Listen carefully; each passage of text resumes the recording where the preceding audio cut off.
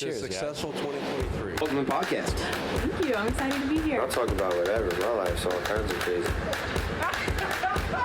Hit the bell! Because you have an Android. Oh, yeah. Sorry. This sucks. Just subscribe already.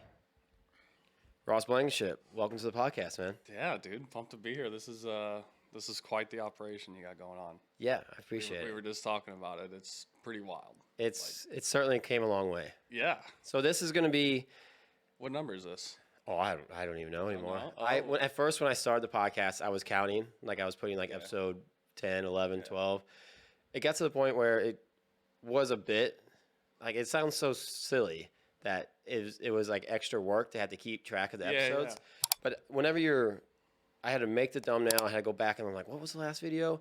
And I stack videos up sometimes. Mm-hmm. Like I had a podcast yesterday. I have a podcast tomorrow, and I only upload every Wednesday. And so it's nice to get ahead of the game, but then you gotta remember, like, oh, who was he before or after? Yeah. Or did they come on before or after this? And then you're also making thumbnails and trying to remember, and it just was a lot to do at one time. Yeah. So I'm like, screw it. Yeah. Nobody gives a damn. damn I was anyway. actually going to ask you, like, how many a week are you doing? And like you said, you can kind of stack it up if you're just putting it out every Wednesday, Yeah. Yeah. Yeah, I would, if it was up to me, I'd do 10 a week, dude. Yeah. I love it. It's so fun. It's so fun to get people out. I love listening to them when they're, good conversation. Like, I think, we'll have great conversation, and I've listened to, a bunch that you've done. And yeah, it's good to listen. You get out of the norm. I listen to music all the time. Yeah. Because of operating, and you just get tired of listening to the same stuff. Yep. So tired. Yeah, I was just talking this morning to someone about when I was in a buy shop, like young Ryan, like early 20s, like getting started in a buy shop. I would just always just blare music all the time in my headphones. But yes, there's a lot of music, but yes, it still gets old. Yeah, it gets old fast. Because I don't know, like, and there's something nice about a podcast where you actually get to listen to some interesting people. Mm-hmm. You get to learn some things. Yeah. There's some comedy in it. Yeah. There's lots of different podcasts out there.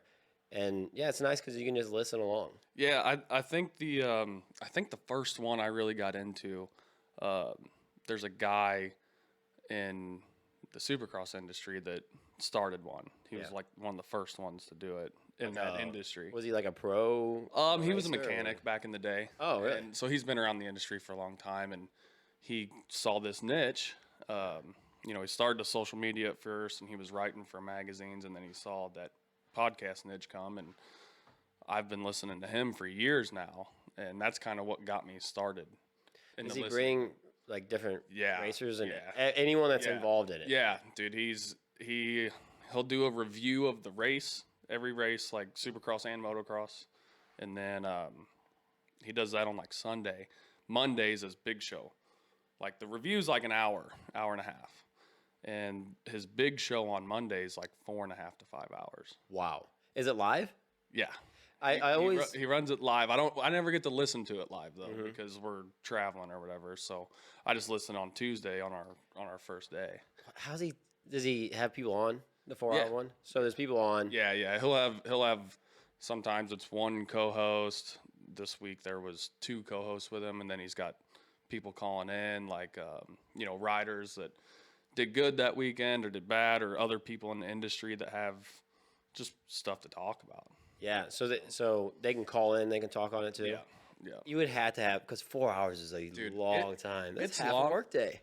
Yeah, but like, so we always listen on the crew. Like a couple of us on our crew listen to it on Tuesdays. It's our first build day, and we'll work 12 hours, but it takes me the whole 12 hours of that day to listen to it because you're getting out and you're doing this and you're Gotta doing pause that. it. Yeah. You gotta listen. But like, I thoroughly enjoy it. Like, Cool. It's one of my favorite for sure because it's just in the industry, Yeah. And So I want to introduce you to anyone that might not know who you are. Yeah. 'Cause I do have a lot of people that listen to the podcast that are not from our area, and I'm picking up more all the time too.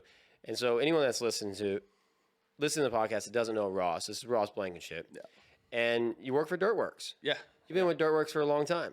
Dude, 11 years now. 11 years. This is my 11th season, and I'll tell you what, you don't feel old until you've been with a company for more than double digits, Yeah. years. I've never done anything for that long in my life other than live. It's last year it hit me at the end of the season when I realized, I'm like, this is my 10th season, So did you like immediately out of high school? No, it was around 22, I think. It was after it was somewhere around 20. It was 2013 was my first season. So I graduated, it was 3 years out. Graduated 2010. Sure. And then starting in my first season was 2013. Did you go all in? Okay, well let's tell people what DirtWurx is. Yeah. Okay, so DirtWurx could be literally anything. Yeah. You don't know what it is. It's not the DirtWurx in Springfield. There's a big. I don't know. There's another one. I get asked all the time. On Rival 44, down by Springfield, there's a DirtWurx, but it's WORX. We are WURX. Yeah. And it's a totally different company. Surely they're not nearly as big as the DirtWurx you work for. No, and I mean they're a big company. One of our guys actually works for them, Colton Barrett. What's the chance in that? He works for two. He works for two DirtWurx. Yeah. That's so weird that you would do. Yeah, so I always get asked if that's our shop down there, and it's not. DirtWurx has been doing the SuperCross. So SuperCross is the dirt bike racing in the stadiums. Been doing it since '91 is when Rich founded it. So when I was born, he started the company. Wow. But we build all out of, there's 17 races in the Supercross season, and we do 16 of them. There's 17. You guys do 16. Yeah. What's the last? Daytona. Why is that one a specialty one? That one, we used to do it a long time ago. I think it was back in the late 90s or maybe early 2000s is when we last did it. But just some other, Daytona's a different animal to do. It's not your typical one. Sure. So was it like something with like a contract? Yeah, just contract wise. But so we build 16 Supercrosses every year. The season runs January through about the middle of May, and we get weeks off here and there. But the first 6 months of the year. You're traveling. You're on the road. Yeah, I typically leave like 2 days after Christmas. It's tough. And then I've only been home for New Year's twice in the last 11 years. Wow. Yeah. So. And you're not out partying. You're having to work. No, it's 70, 80 hour weeks.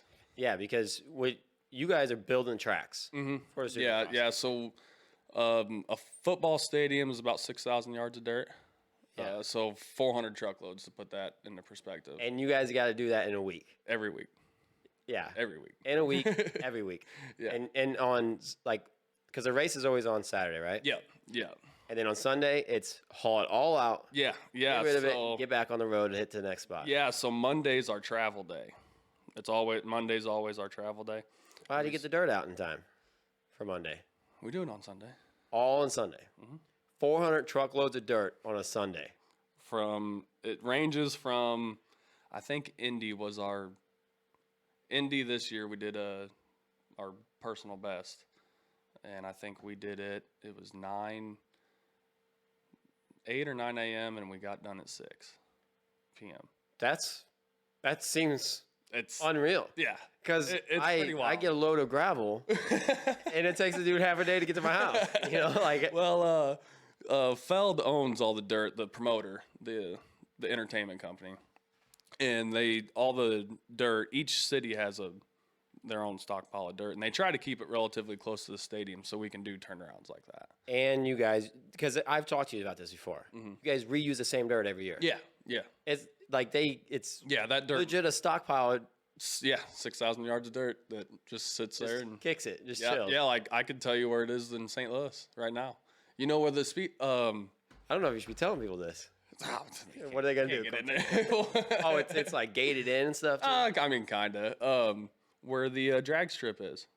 Oh, really? Gateway? Yeah, Gateway. Right. So when you're coming down, Gateway's on your left, and there's like some bleachers out there in the field on the right. Okay.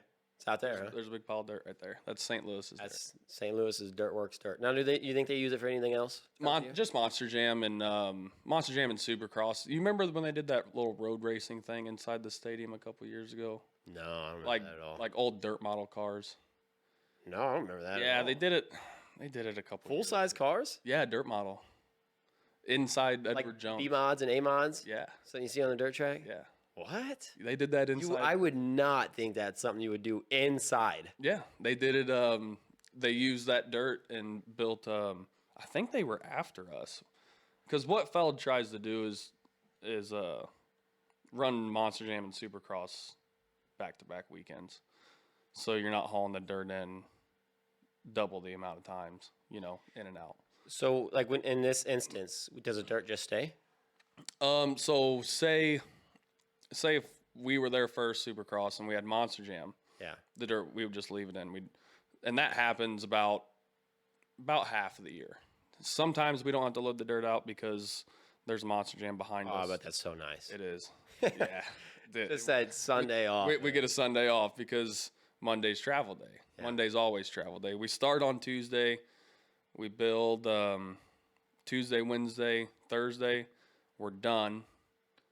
And then Friday they ride like press and do, stuff for social media. TV networks are out there local trying to sell, some tickets, give little insights Market to and the track. advertise. Yeah. Yeah. So Friday's just a wash anymore because they have press all day. So what do you do on Fridays? Friday we get to sleep in a little bit, and then we go and they have a morning session and an afternoon, and we just fix the track. Oh, okay, because It's nothing crazy. Because you don't just build a track; you have to fix any. Yeah. So we're there, we build it, we load it out, we maintain it, because after a bunch of dirt bikes ride the track to tear it up, so we put it back together, so they have a fresh track again. Yeah, but like on average, how often would you do that? Like if you're, because they're having back-to-back races. Is it after every race you go out there and fix it? Some, if it's really muddy and wet and there's ruts and stuff, like Indy, we had to do it this year. Is Indy outside though? No. Is any of them outside? Yeah. A lot Dude, of them are. out of the 17, we only have 5 stadiums with roofs this year. And that's bad for us. And like why though? In case, so like Seattle, we were just in Seattle, always rains, outside stadium. We got to beat the rain. There's Building it. Yeah. Yeah. Well, what 'cause happens if you don't? You can't. It actually happened control it. this year, Oakland. And so what happens? So Is it Oakland- canceled, proposed? they Postpone it? postponed it. So Oakland, January for California was rain the whole time. Like we got our asses kicked for 3 weeks, and I'm talking like we would work 7 a.m. to 1 a.m. in the morning, like 7, and then all the way past midnight, 1 or 2 a.m. We would go back, sleep for 4 or 5 hours, come back in, and finish it in another 12 hours, 14 hours. To try and, if we can get a window, if we can get a day and a half window. So you're pushing dirt when it's not raining. Yeah. That's what it is. That's so what happened at Oakland was we were able to pull it off a couple times this year, which we always do. We always. How do you? I mean, once it's rained so much, it's mud, right? Yeah. So that's what happened in Oakland. So they had Monster Jam before us. Do you bring in more dirt? Do you just mix the dirt up and try to dilute it? We went from Oakland this year. We were in Anaheim. It's only a 6-hour drive up. We drove on Monday. That's travel day. Anaheim's in California? Yeah. Gotcha. So we drove up 6 hours, got there at like 2 o'clock, and we worked till 2 a.m. because it was not raining. It was muddy, but we knew the rest of the week was going to be rain. Yeah. So it's like we got to start. Sure. And we've already been. So are you, sorry to cut you off, Are you doing, how many in California you got at one time? Because clearly you're all going to be back to back to back. Yeah, so it starts off in California. It goes like Anaheim, Oakland, San Diego, Anaheim is what it did this year. So like the first You month. got Anaheim twice. Yeah, we used to do it 3 times. Oh, wow. Yeah, it's just that's where it started, and that's where a bunch of the industry is. So they always. So you can bounce back and forth, but they're all in a 4-week increment? No. It kind of varies depending on scheduling of stadiums and breaks and everything. But you're not leaving the state of California. Yeah, for that first month we didn't. No. Like you're doing the 4 before you leave the state. Yeah, and then You can kind of bounce around. kinda. Like if it's raining today, you can be like, I'm going to run up to, it's 6 hours away. Well, it's happened before. Yeah. It has. Well, it sounds like that's what you were doing from Oakland to Anaheim. Well, we had Anaheim race, and Oakland was the second one, and we were traveling, and we're like, hey, this is our only window. Gotcha. So we just went straight to building till like 2 a.m. Came back in the next morning. It was a light rain, which we already had a plan in place to do a more basic layout, not the normal Supercross. How's that? That's good that you bring that up. It got to the point where it's like, just build something. Yeah. Put some mounds out there or And something. that's what happened. Because who decides what? Like whenever someone's going into it, how do you decide? Is there a pre-track laid out, or can you just be like, I think I'm going to throw a little? No. It's actually so right now. Alex, he's taken over DirtWurx. He's working on track designs for next year because they want to approve them all by like June, July, so that's set in stone. It's all done. They can send it out to teams and everything and make sure nobody has problems with things or Teams as something. in like racers? Yeah, the race teams. They can approve or disapprove of the. Just concerns, about certain things or safety wise or whatever. Sure. So there'll be some revisions and stuff. There's out of 16 rounds, Alex might redo 5 or he might redo 8.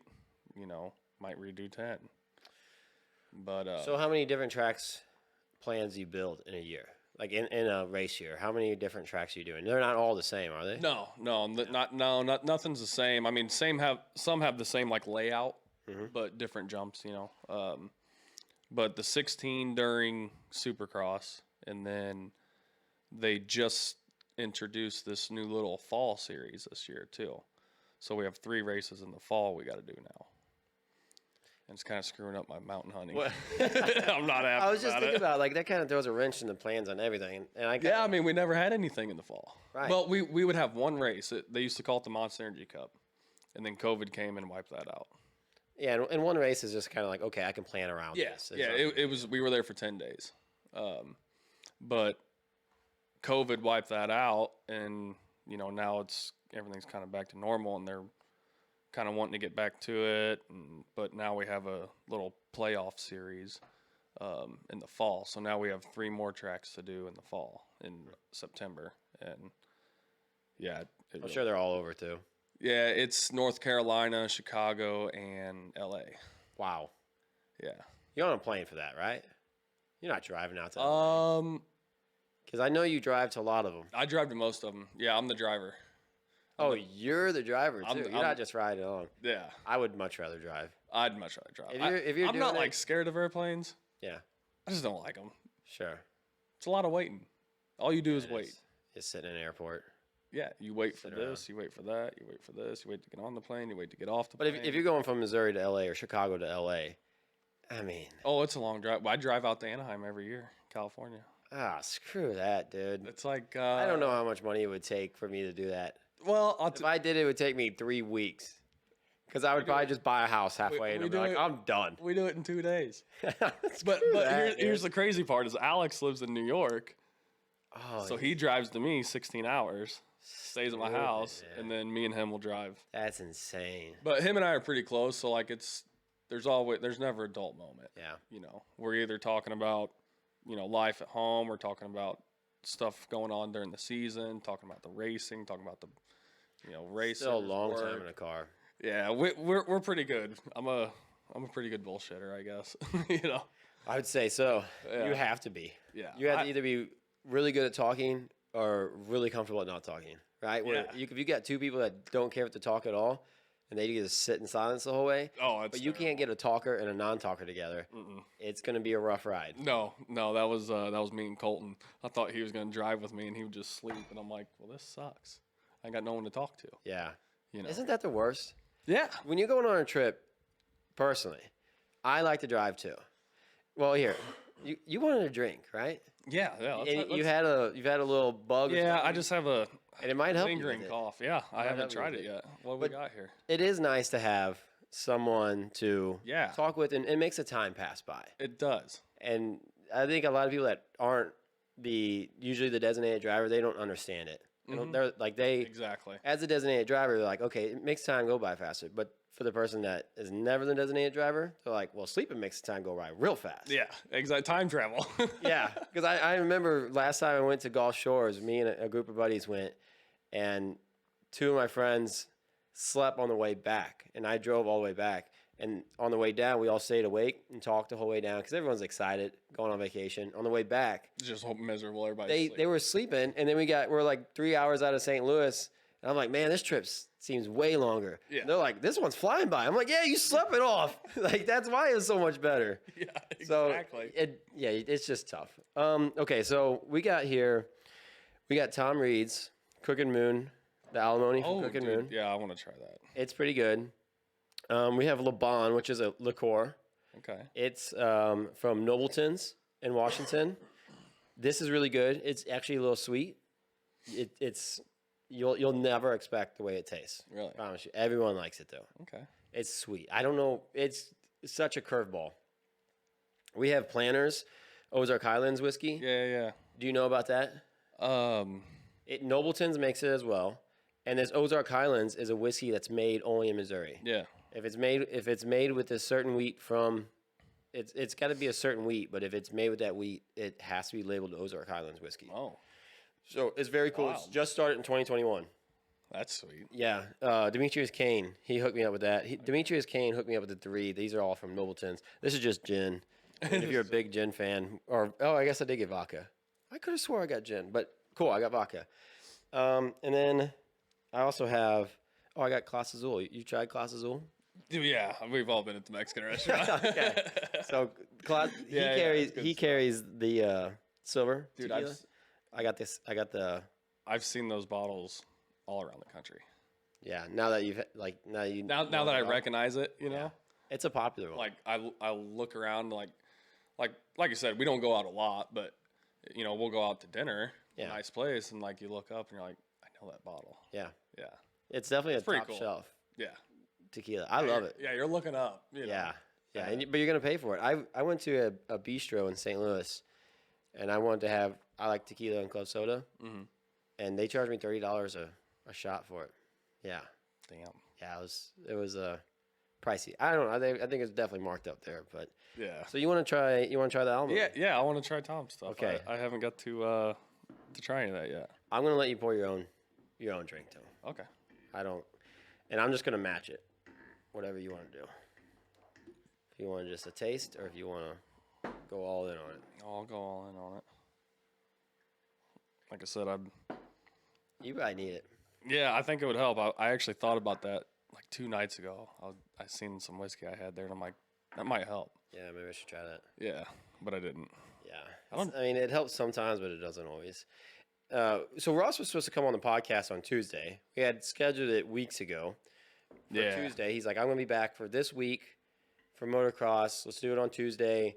And then you hit me up and you're like, hey, man, I'm not feeling the best. And here's the thing. I hear it. I hear that all the time. Yeah. I just had a podcast last night, and I was telling the gentleman 20% of my podcast people back out on. Yeah. I've had someone back out 2 hours before the podcast, say their stomach hurts. Yeah, and they're the ones that they back out, but they don't try to reschedule it. Yeah. You're like, let's do another day. Yeah. And I was like, what day you want to do it? You're like, Thursday. Yeah. I was like, okay. Yeah, I mean, I'm never sick long. Yeah. You know. A lot of people aren't even sick. Yeah. I think they just, I think they're nervous about coming on. I think a lot of people think I'm going to interrogate them. No. You know, I'm like, no, we'll just hang out. Well, I mean, it helps. Like, we've known each other for how long? Like, yeah. You know, and when you start doing it, you know, like in the back of my head, I'm like, I think we'd have, you know, it'd be great to, you know, some point come on. So, yeah, I was more than pumped to jump at the chance. And you were very supportive from day one when I started it. Yeah, dude, I like it. I remember, like, on my first or second podcast, you were telling me, like, yeah, this is cool, man. And you were the one that told me, like, you should go longer. Yeah. Like, I'm in a machine all day long. Just go longer. Let me go. Yeah. Well, that was kind of coming from that 5-hour one that I listened to. I'm like, I like it, you know, especially I hate when good conversations end short, you know. Every podcast, I feel like, ends way too short. Mm-hmm. But I also, But yeah, people don't want to listen to long ones. Mm-hmm. You know, Because you see a 5-hour podcast, and that's a long. that's dedication. That's dedication to it. Yeah. And it depends on, like me, I don't have. I used to paint cars for a living. You ready for this? Yeah. Before we get on this conversation, cheers, Ross.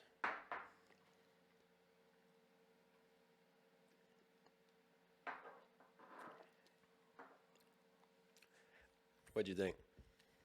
That's pretty darn good. It's pretty darn good. It's pretty darn good. When did he come out with it? So, it is good. The more I drink it, too, the more I'm starting to become That is damn good. a whiskey fan. Yeah. So I don't know if that's. Well, a I good or knew bad he- thing. I never liked whiskey before. He closed shop for what, October? To try I and think- get caught up on some stuff, and then he just kind of So, kept it closed. Yeah. You know. We talked about it on the podcast last night. I think. Oh, he was on last night? No. Oh, okay. I Oh, wish Tom come on Yeah, the Tom. podcast, man. Let's hear it. Let's hear the story. I know the gentleman that was on the podcast last night, Logan West. You know Logan? Logan West.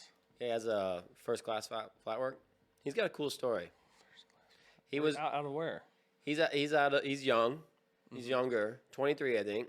Started a business when he was 21 years old doing flat work, and he's actually going to school to be a pilot. And then Dude. some unforeseen circumstances came up, and he just needed money. So he had to drop out of school, start doing that, and he seems like he's doing good. Yeah. But we were talking about it, and I think he started selling it probably 2 months ago. So probably like the first of the year. Okay. I want to say about the first year. Yeah, I lose touch of home like Yeah, for 4.5, 5 months. sure. Like dude. When my first week off was the end of February, and I came home, and I knew Casey's was going in, Yeah. Oh, it's stuff like that, too. but like it was quite along, at Yeah. that point, and then I seen the building tore down, the bowling alley tore down before I left, or no, were they doing it? I don't even remember, but like that whole area changed a ton. Yeah. You're gone for 2 months. You missed. Some things change. Yeah, you For missed. sure. some stuff. When things are happening. It's Yeah. amazing how when you're not doing nothing, like Yeah. you're just hanging out here all the time, It doesn't seems feel- like nothing changes. Yeah, yeah. And life just stands still. But then, yeah, you leave for a little bit, even 2 months, and then you come back, and that's when you really get a perception on actually what's happening. Yeah. That's actually why I love vacations. Yeah. Because I get stuck in a rut. Mm-hmm. I just get stuck chasing my goals and chasing things and doing things and working. Yeah. And then I get in this rut every year. and I have What to- time of year? Like, It's, do you it's always in the winter. really? Yeah, it's always. Because I started to. I got to the point where, everybody takes vacations in the summertime, Yeah. and I don't understand it. I'm the same way. I'm like, it's nice in the summer. There's plenty of things to do in the summer. Yeah. In There's the a million winter, things. yeah, a million things to do. I don't need a break in the summer. Yeah, I'm good. Yeah, I'm good. Now, in the wintertime, that's what happened. I didn't take a vacation for multiple years. Yeah. 3, 4, 5, 6, 7 years. I don't know how long. It's a long time, though. And I got to the point where I was just burnt. Like, I knew the winters were always long for me. Yeah. Like, the winters always dragged out. And then I said, screw it. I'm going on vacation. It was December. I'm like, I'm going on vacation. I'm going to go somewhere south where it's warm and just take a break. Yeah. And I really enjoyed it, and now it's a tradition every year. Now now owning a gym, my busy season is January, so I try to stick around till February. Yeah. Make sure the gym's good, everything's settled, things calm down, and then I go on vacation. Yeah. So what was it like? What was it like this year? New member wise Oh, at the gym. awesome! Really? Killed it. Yeah. Yeah, best year ever. Really? Yeah. This is what, third year now? No, it's Second. July 1st would be my second July. year 2. Yeah. July 1st this year, so I'm like a God, little over that a goes year now. by fast. It's crazy to think I'm 2 years in already. It's crazy. Because, yeah, time really does just fly. The older you get, I mean, it's wild. I was talking with somebody about that the other day. And I remember when we were younger that people would always say that. Like, the older you get, the faster it goes. And you're just Yeah. like, oh. Yeah. Yeah, You're just and always partying all weekend. You're like, it's going slower now. But, I think that's also a big reason why I just want to make sure I'm living life Yeah. to the full. You can Like, get in caught. Yeah, because I think a lot of people just get caught up in trying to go to work for a paycheck and buy a car and a boat and a house, and then life passes them by. And then next thing they know, they're 30, 40, 50 years old. And I've never been 50 years old, but I do remember what it was like to want to be 18 years old. I've never been 50 years old. Well, I'm, there's probably someone, It's someone just 50 funny. years old, like, what do you know? You're 30, you're young. And I do consider myself young, but at the same time, I do realize that I look back and my 20s are gone. Like, I'm 30 years old now. Yeah. My 20s are gone, and they went by very quick. And I just try to make sure that I'm like, I am doing everything that makes me happy. Make sure I'm chasing my dreams. Make sure I'm not just. It's one thing to go to work, save money, do do what you got to do for the betterment of yourself, but also not just wasting time. Yeah, so let me ask you this. What would you say outside of all the work that you do, because you dabble in quite a bit of stuff. Sure. And I know you're passionate about that. What would you say would be your passion outside of work? Oh, I don't. No, my passion is exactly what I'm doing. Yeah. Like Okay. literally every day is like if I wasn't doing what I'm passionate about, I wouldn't do it anymore. Yeah. I would just quit it. All right. Like legit, like that's what I do. Yeah. Okay. And but here's That's good though. the thing That's I good. found about That's it. Yeah, what you want. I think so. Yeah. I think so. And I think it takes taking some chances, but going all in on them. Yeah. But yeah, I think if I get tired of doing this podcast, I'll just quit it. Yeah. Which, see, I'm having a good time. I love the podcast. Yeah. This is It is right now. It is something that I'm like all in on. Yeah. I mean, if anyone's like following me on any social, if you guys are not following me, make sure you go hit that Hit it. subscribe button. Hit it. We're at 308 right now. 308. 308 in the past 2 weeks. I've gone up almost 100 subscribers. Really? So keep it up, you guys. Past 'Cause 2 weeks? Nice. Probably 2 weeks, 2.5 weeks Yeah. maybe. But yeah, it's gone up a bunch. Now I've pushed it down some people's throats too. Like, Yeah. I'm but- letting them know like, but hey, yeah. we need some subscribers. Yeah. But once I hit 1,000, I can get paid. Yeah. Yeah. You get monetized. Yeah. Yeah, that's when I can start actually making some money on it, and I can pay people to help me because like right now today. So anyone that's listening. The podcast is Ross. This is the first one that I got some new cameras, but this is the second one with all these new mics, which are awesome mics. And this is the first time I got my friend Jimmy. Jimmy's here helping us out. He's like switching the cameras back and forth, and it's like we're taking it to another level for sure. Yeah. But all this stuff doesn't come free, No. and I want to keep putting it back into it. And to get guests on, I need some people don't want to come on because they're like, well, was this something that someone's just doing? Because there's a lot of people that just do something and they're kind of waste your time. They don't go all in on it. Yeah. And so I want to be able to, I want the subscribers to show people like, hey, I'm not just wasting time. Yeah. too. No, I'm like actually putting in the work. the whole setup you have and like these mics and dude, it's not like you're coming along. half-assing it, No, you're it's coming along. and you're working toward it seems like and you're always the guy that's like working towards more, like to try and better it. Yeah. So like this Well, that's is where the I fun- found a lot of joy in life. Yeah. You know, Yeah. I get, Well, the reason I asked that is because, like, I kind of, like, my passion is, moving dirt. I've always been in it. But, like, I've just recently found a passion outside of work. So that's why I asked you that. oh, really? Yeah. So what would it be? What is it? Hunting out west. Oh, okay. Yeah. And so when you say recently, past year or two, No, it just dawned on me recently that that's you something that I'm really enjoy. Yeah, I've been doing it for quite a few years now, Mm-hmm. and it's not like I'm not like good at it, but I enjoy it. That's why I asked you. Like that was something in my head when you asked me to come on. I was like, I'm gonna ask you that. Yeah. Well, I'm definitely doing exactly, but I also have some big goals. Yeah. So like the whole point of this, also like the content is I want to own a corporation. I want to make a product. Yeah. And I learned years ago that if I'm going to go in that field, it helps to have if you have a social media presence where you have say 1 million followers and then you start a company and you have a product, it's a lot easier to say, hey, I just came out with this product. you guys should go try it out. And you have Yeah. people that are following you and support you and trust your opinion. Yeah. And then they're going to go buy it rather than having no social media following and starting a product and Just trying to kick something off. yeah. Logan Paul is a great example. He has Prime. He has millions of followers, started Prime, and the company has just absolutely killed it. You know, they sponsor, like he's an official drink of the UFC. Oh, really? Yeah, and I think they're like projected to be like to make $1 billion revenue.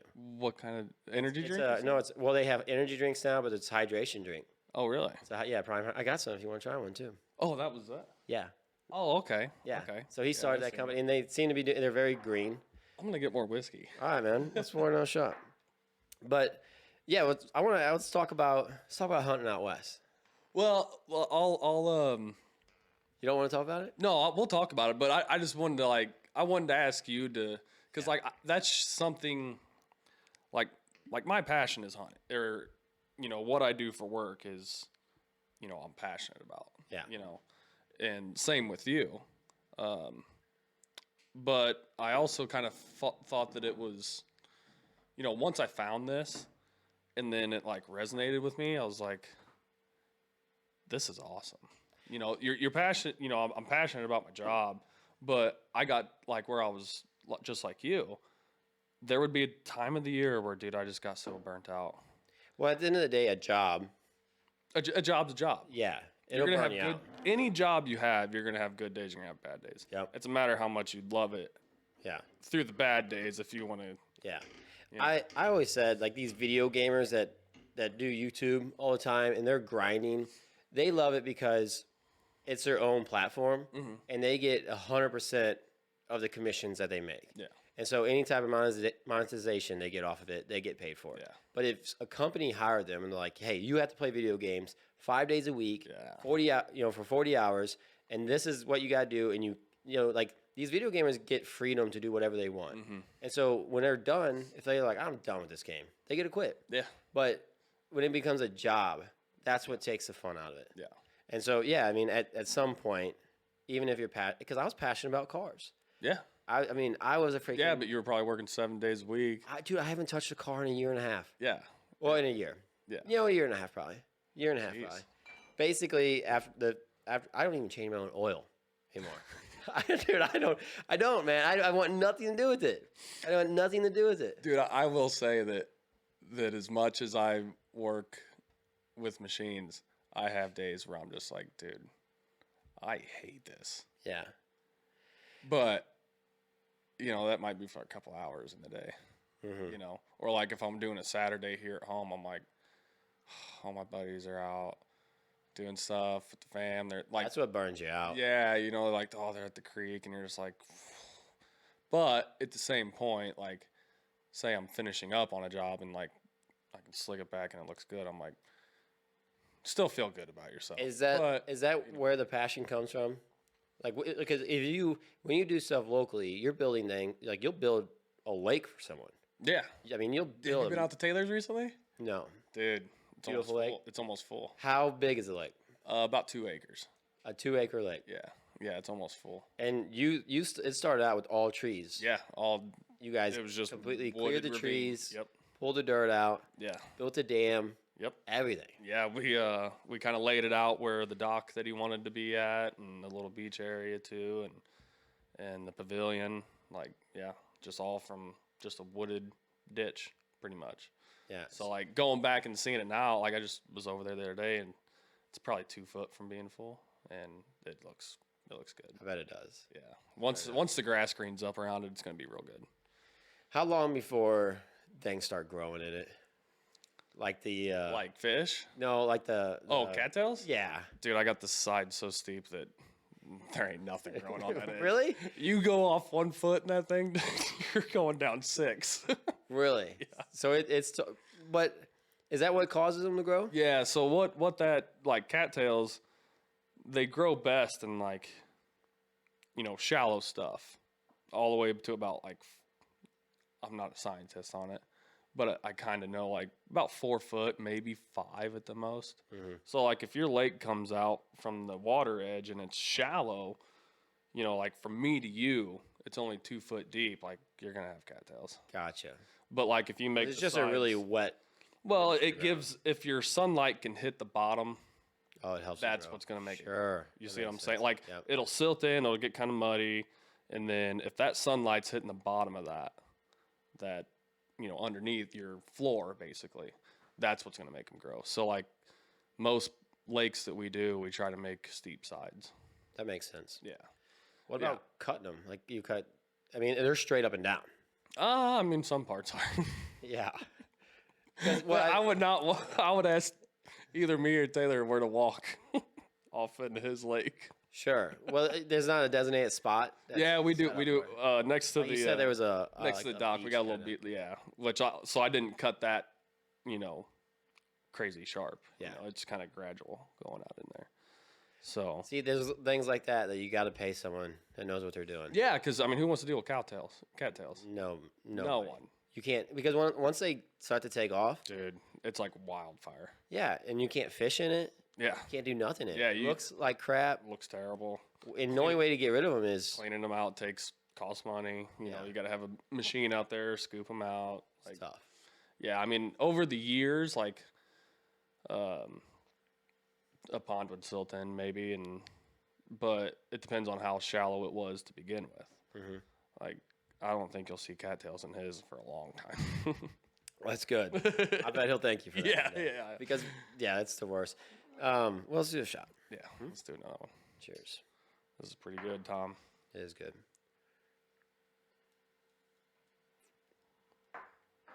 Well, the amount of times I've advertised it on the podcast, I feel like I should get a free bottle.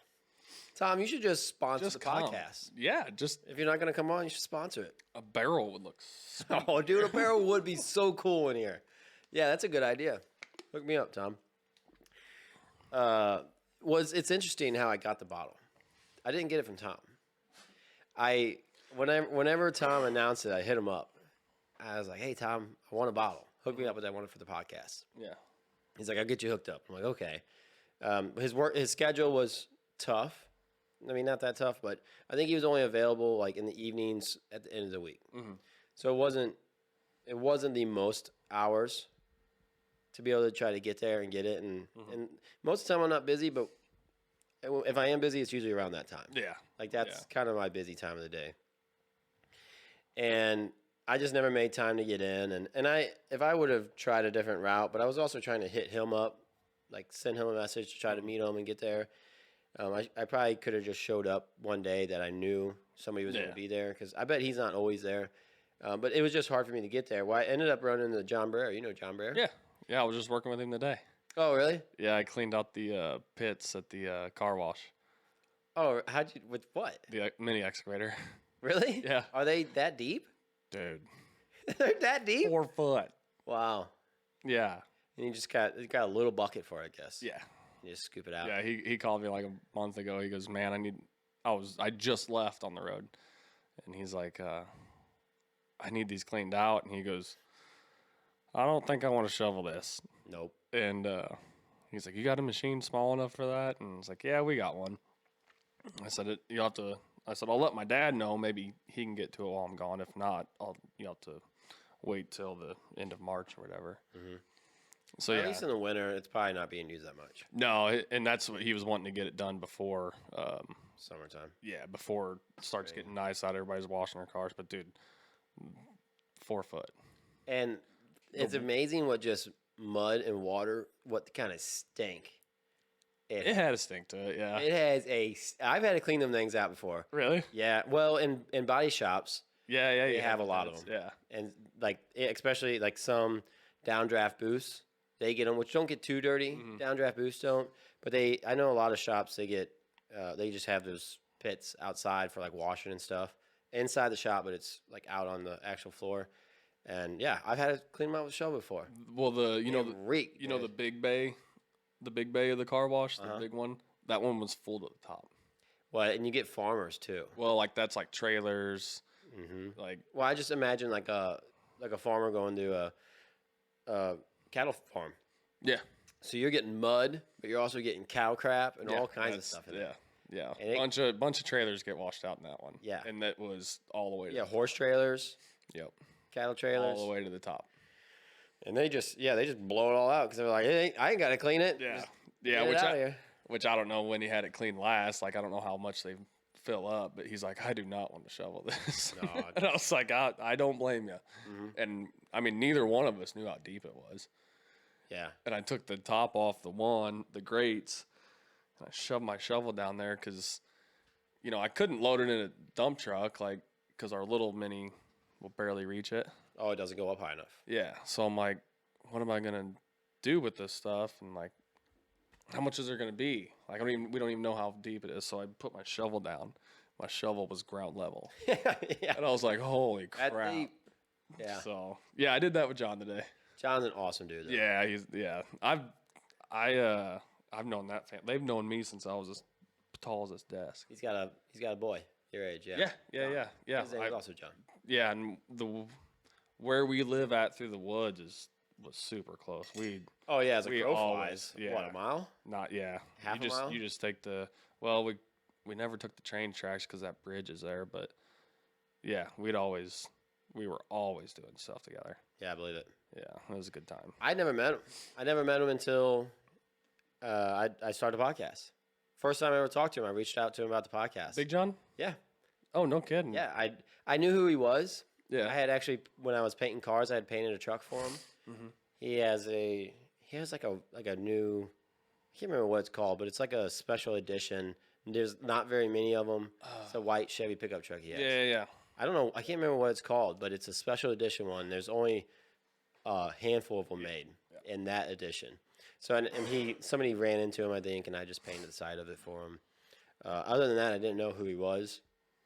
And then he bought Rosebud General. Mm-hmm. Yeah. And we had a connection because my grandpa used to own Rosebud General. And so I reached out to him and I was like, hey. Before Ron? Yeah. Ron bought it off my grandpa. No kidding. Yeah, what's even crazier is that When was that? in the 90s. I was to say because I've only known of Ron owning it. Before. When I remember it as a kid, when my family owned it. No shit. So yeah, because I was very young, but I remember we had Rosebud General. I can still picture the Rosebud General T-shirt in my head. Really? I still remember having. That's wild. We- I didn't know that. We might even still have some, like my mom might have one like tucked away. That'd somewhere. be cool. Yeah, it's crazy because I don't know why my parents, because my grandpa owned it, but back in the day there used to be a restaurant in it. So like one side was a gas station and the other side was a restaurant. Like, and because my grandpa owned multiple restaurants in the city, so whenever he moved out here, Yeah. he just paired them up. But it was interesting because where I live here, if you go right out of my driveway, 2 driveways down, the gentleman that my grandpa bought the gas station from lives there. And then catty corner from him is Ron, who owns the gas station. Yeah. So it's just like weird how it's cool that it's stuck around. Like no corporations bought it out. Like it's cool that it's local. Bit local, yeah. Like a bunch of the DirtWurx guys have been to the Rosebud General Store and all have hats and stuff. Like anytime any of them come to Rosebud, it's like we'll go to the General Store. Yeah, like so it's just cool, It is cool, and he brought back the guys pumping the gas for you. Yeah, try to where you don't even have to get out in the winter. You don't see that anywhere anymore. I don't. Do they have it anywhere else in the world? I have never seen it anywhere Washington else. State, I think, and I'm not 100% honest. I might be. Can you look that up? Yeah, let's Google that. Yeah, I'm pretty sure Washington. What's that? What Washington would that be called? State, I think. What would that be called? Try maybe typing in like self-serve. Is it considered? No, it's not self-serve. It wouldn't be self-serve. What it is now is self-serve. Before that, what would it be called? I don't know. Just person pump your gas. Google that. Yeah, I think keywords, one of the states just like kind of got rid of that. I might be. Good. We had a technical issue. No. We had a small technical issue. I don't know where we. I don't know how you don't have one, dude. Those wires would drive me insane. I wouldn't know where to go. With the new cameras and then trying to figure out the video switcher, and then we got someone here helping us. It's a bit of a learning curve. Yeah. So we cut out somewhere. I don't know where we cut out, but we're talking about DirtWurx again. Yeah. But you're just talking about how like you met all these people from all over the world. Yeah. We're from our crew's from all around, and then we, like I said, we have relationships all around the U.S. Just from dirt contractors to equipment guys, all that. So, And you said you just got a new kid on. yeah, Where is he from again? Maine. Maine. Yeah. And I was like, how do you Maine or find New Hampshire, one of the how do you find a job like this? And you said it's very hard. Dude, I mean, Very tight. there's 6 of us every week.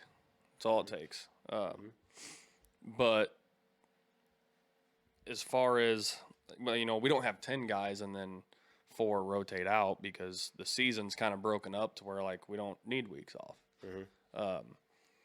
But it is very hard. I mean, obviously I got on through my uncle. Yeah. You want to talk about that at all? Yeah. Short did it for 13 years. So Short was your uncle. Yeah, Chris Blankenship. Why'd they call him Short? That was his nickname. Like just From the get-go. Like my uncle, which another nickname. like you met him as Short as a kid. Dude, I didn't know his name was Chris. Sure.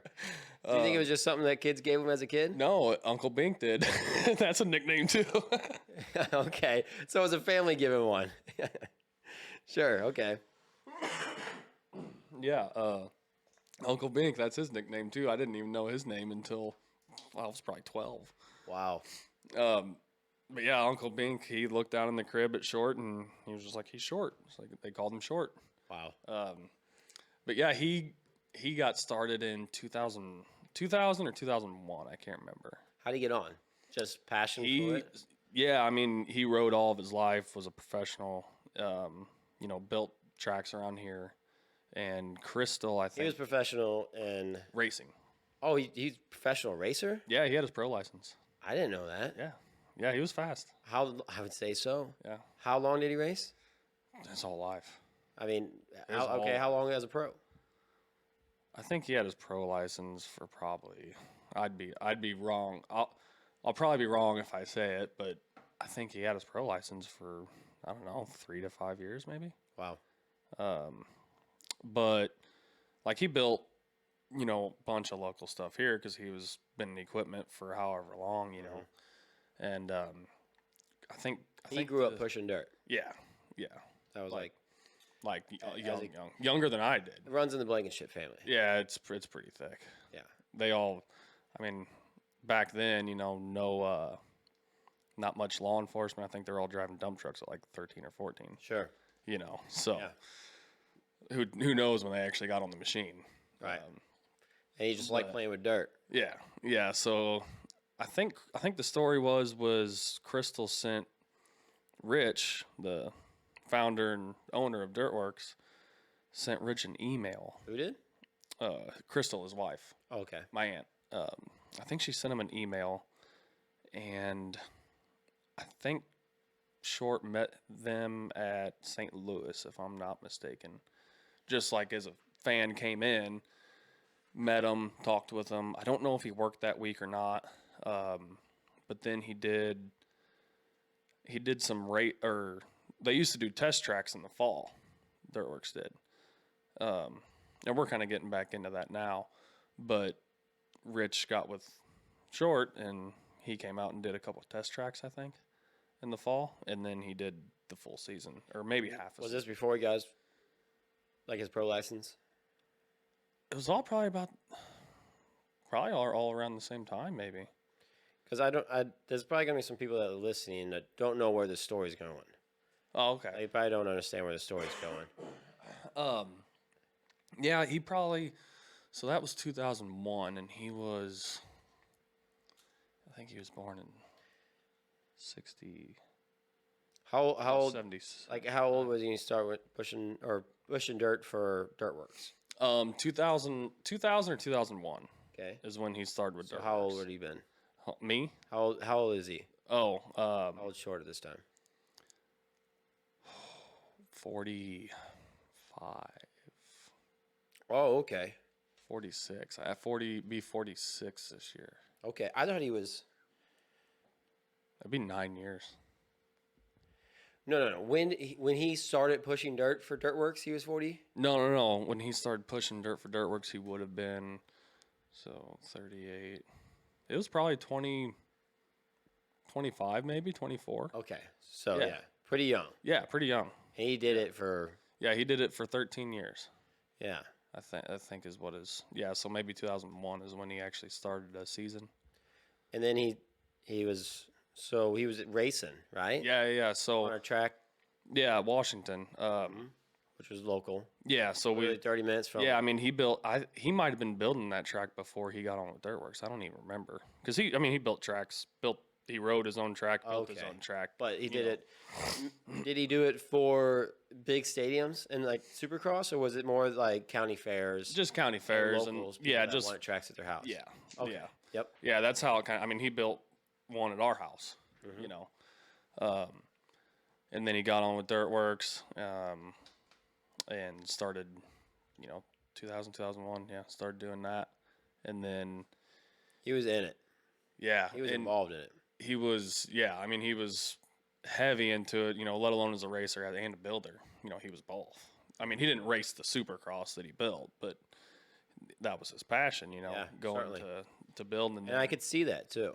yeah, I could see if you're that passionate about what you're doing. And maybe you think he had his pro card when he started? No. Because he didn't get it till later in his life. no, I think it was probably around the same time of when he started DirtWurx. I bet somewhere around that Okay. early 20s or mid 20s is when he had his pro license. Gotcha. And he's just like, it probably just wasn't. I mean, hell, you What- think he was pushing dirt and racing the same track? Oh, he did it all the time here at home. No, I'm talking like professionally. No. He wasn't. He was fast, but he wasn't like racing in the stadium. He would race them, and when he wasn't working before that, I think. But as far as like being a winner, Yeah. and Wasn't Travis Pastrana? Yeah. Travis Pastrana the best, no, allegedly? No? no, He was just the biggest. one of the bigger ones. Yeah, He was just, made a big impact. yeah. Because he had a TV show. He had Nitro Circus, too. Yeah. And he's Yeah, done he- some big stuff. Yeah, yeah. So he just. He kind of got his fame from racing Yeah. because he was really fast. He was really, really fast. Anyone that doesn't know, like, motocross, they probably still know. No, the Travis Pastrana name. Yeah. There's a couple names that you might know.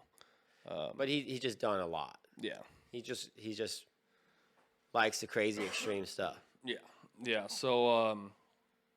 So Short was actually about to take over DirtWurx. Yeah, I remember you telling me that one time. Yeah. Him and Rich were really close. The founder and my old boss, they were really close, and I'm really close with Rich. Now from my uncle. So he was about.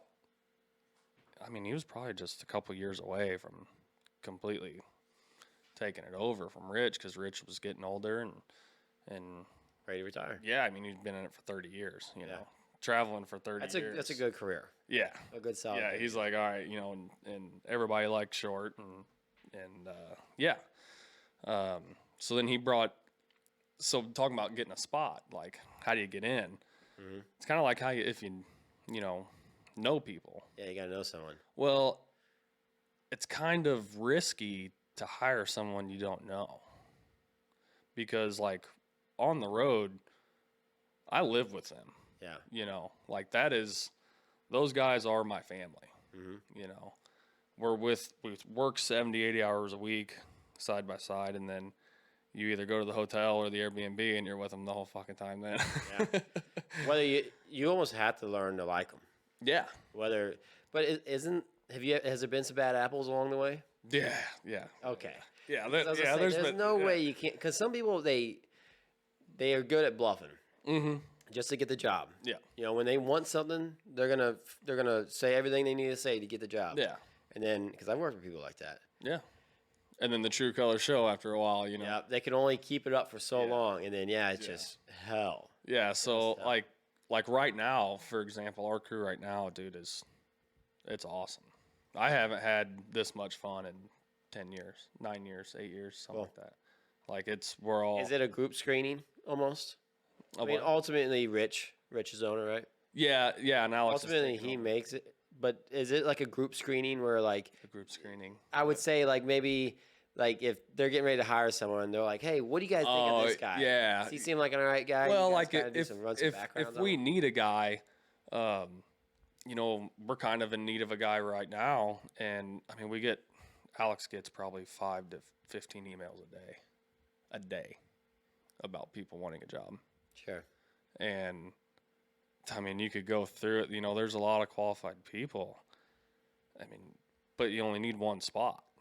And I don't know if that guy's an alcoholic. It's not just, you know, it's not just, at that point, it's not just getting someone that can push dirt. Yeah, exactly. Because also, you got to make sure, there's got to be a level of professionalism That on the track too, right? Yeah, on the track, outside of the track, like we don't need a guy that's just gonna be partying the whole time. Yeah, they get off work and they're going to do coke and they're partying. Yeah, bringing people back to the house and we're all trying to sleep. You know, 2 a.m. It's just like, dude, got problems with No. it, like tearing stuff up. or you know, even you know, people need to be okay with their home life to leave that long too. Sure. You know, so you know, if you got stuff going on back home and you can't be gone for that long, Yeah. well then you know you don't fit the position. Yeah. Because it's a lot to. It's more than just pushing dirt. It's way more. I mean, and when you go and hire somebody, you buy flights for 9 rounds. That's a lot of money. Yeah, it is. So you're hoping that guy's working out. Yeah. you Right. know. 'Cause So if not, you just got an empty seat, right? yeah, you know, if you got to send him home early, then it's like you're out. You know, say we had a guy and you send him home early on the 3rd week. You got. Why would they send them home early? You know, just if it didn't work out. Oh, I see. You know, it doesn't happen often. Yeah, I see. It doesn't happen that rarely happens. You know, we can stick it out pretty good with somebody, but you know, you want somebody to be there that's going to be, and that's what we have now. It's great. It's awesome. Yeah. Yeah, I'm sure it takes some time to form that. Yeah. And so then, because I don't know if we quite got to it, but Yeah. So kind of hinting on it, but Short got me on. A spot opened up. I had 2 years with him. you want another drink? Yeah. I'll do another shot. You want to do the same thing? You want to try something else? Let's try the look. I think you need to try the Yeah, liqueur. yeah. It's way different, but I think it's something that I reckon you can tell the amount that's in the bottles that this one's the lowest. Okay. So people seem to like it. Got a cough. Yeah, I need to get a cough button. Yeah, man, dude. It's I think Rogan's got like a button you can just click and you can mute your mic Really? remotely, like right where you sit. Yeah. Yeah, I mean, like it's I underneath the feel table. great. Like I have energy now. Like Monday, that's when I text you. Monday, dude. I drove 9 hours home. I started getting a headache. I was coughing, nose going. My back was out. I'm just like, dude, I am a wreck. You know, on a 9-hour drive home. And Yeah. I'm like, Yeah. I'm gonna text him, just give him a heads up. I might feel better in the morning. Yeah. But It's cool, man. Yeah. Doesn't but matter. I'm better now. It's just that lingering cough. Yeah. But well, let's give this one a shot. Cheers, man. You'll like it.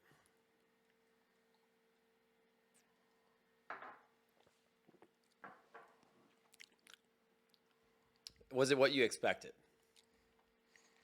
No, not at all. It's got a sweet taste to it, don't it? Yeah, it's kind of got like a licorice type of taste. Yeah. Yeah, I don't know. It's kind of all over the place, but it does. I don't know. I don't know what it is. It's good though. Mm-hmm. I do like it. Personally, I like it.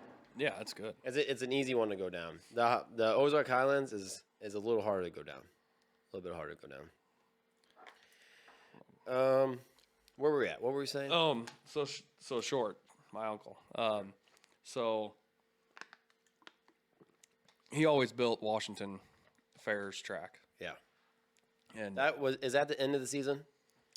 Is that how you guys end your season? that has nothing to do with the Supercross. Oh, That has nothing to do with it. Oh, That's okay. just the county fair race. something that they just reach out Yeah. to you guys and say, "Can you do it?" Well, Short's been doing it. He did it for, I mean, I don't know how many years. I know at least, I'd say 10, I think.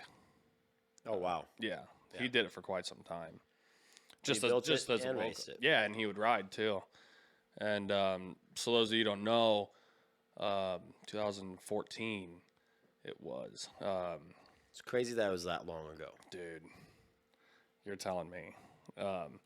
She had an accident. you know, he would never race like crazy hard. He just liked riding, you know, and, you know, we stay up all night and build it because truck pulls the night before. And, So when the truck pulls over, you guys get to work. yeah, we usually get to start about 11:30. And then you're up all night building it Literally. for the next day. We start at 11:30 and we're practices at noon. Wow. So You got 12 hours to build it. Haul the dirt in, build it. no, we just dig it up. We just dig it up there What do you mean dig it up? from the ground. Inside the Yeah. inside the track? Yeah, if you look, did you go there this year on Sunday? If you go, like how the lanes are, like we'll leave big pies, and that's where we get the dirt from. Wow. Just dig it right up. How convenient. It's pretty nice. Huh. Cool. That's I why didn't know that's that. why we can do it so fast. Yeah, now you know. Yeah. But back in 14, you know, Short had a wreck, and you know, bike came down on him and everything, and Was it just like what happened even? Like why I didn't actually see it, but I know what happened just from what everybody said, and just kind of front wheel went down, and you know, back one comes up. It's called over the bars, and literally just an accident? yeah, and Didn't run into nobody else. no, the worst thing about it in that accident was the bike came down on him. Gotcha. Yeah, so So he was racing, and so it hit his neck, or how did it happen? Like hit the whole bike. So like the back fender, you know, hit him in the back of the helmet, neck area. damn. And he had really bad spinal cord and brain trauma, and it ended up not making it. And yeah, he was 38 at the time, Stupid young. crazy young, 2 kids, wife, which they're still, you know, they're still here. They're in Rosebud, Yeah. doing great. I think Kate graduates this year or next year, I think. I can't remember, but Mason he graduated. He's actually going to school for operating Wow. and civil tech too. Yeah. He didn't get involved in it growing up at all, pushing any dirt or using any equipment. Does he want to do the same thing? He want to work for Yeah, DirtWurx one day? Yeah, he wants to. Cool. Yeah, it's pretty cool. Does he ride? His boy ride? He rode when he was little, you know. Didn't get, you know, like didn't ride as much as what, you know, Short did at that middle age, you know, teen years and stuff. Still, I mean, he still probably just piddles around right now on it. Yeah. You know, every now and then. But yeah, so this year will be 9 years. It's nutty. Yeah. It's nutty. Wild. How was it Very at? wild. How was it at? Because you were at DirtWurx at the time. Yeah, I had 2 years with him. How was it after that? Weird. Like the atmosphere. It was weird. Yeah. So like, it was rough. You know, it still is tough, Yeah, I bet. to be honest with you. More so for you. Yeah. Like, Is it? You think? so 3 of the other guys on the crew, Corey was there a year before Short. He still works there today. So he was close with him. Alex only knew Short for 2 years, but he was close with him. Colton, that I just got on last year, we did all the work. You know, he knew him from just around home. So, you know, he made a big impact on Colton's life too. Sure. So that, Because like Alex, you said he's only been working there for 2 years, but like you said, you're in a car for hours on end together. You're working every single day. every day together, long hours, and then you're going back to the same place and sleeping together. You get to know someone. Yeah, like saying that 2 years that Alex knew him, he was with him for a year. Yeah.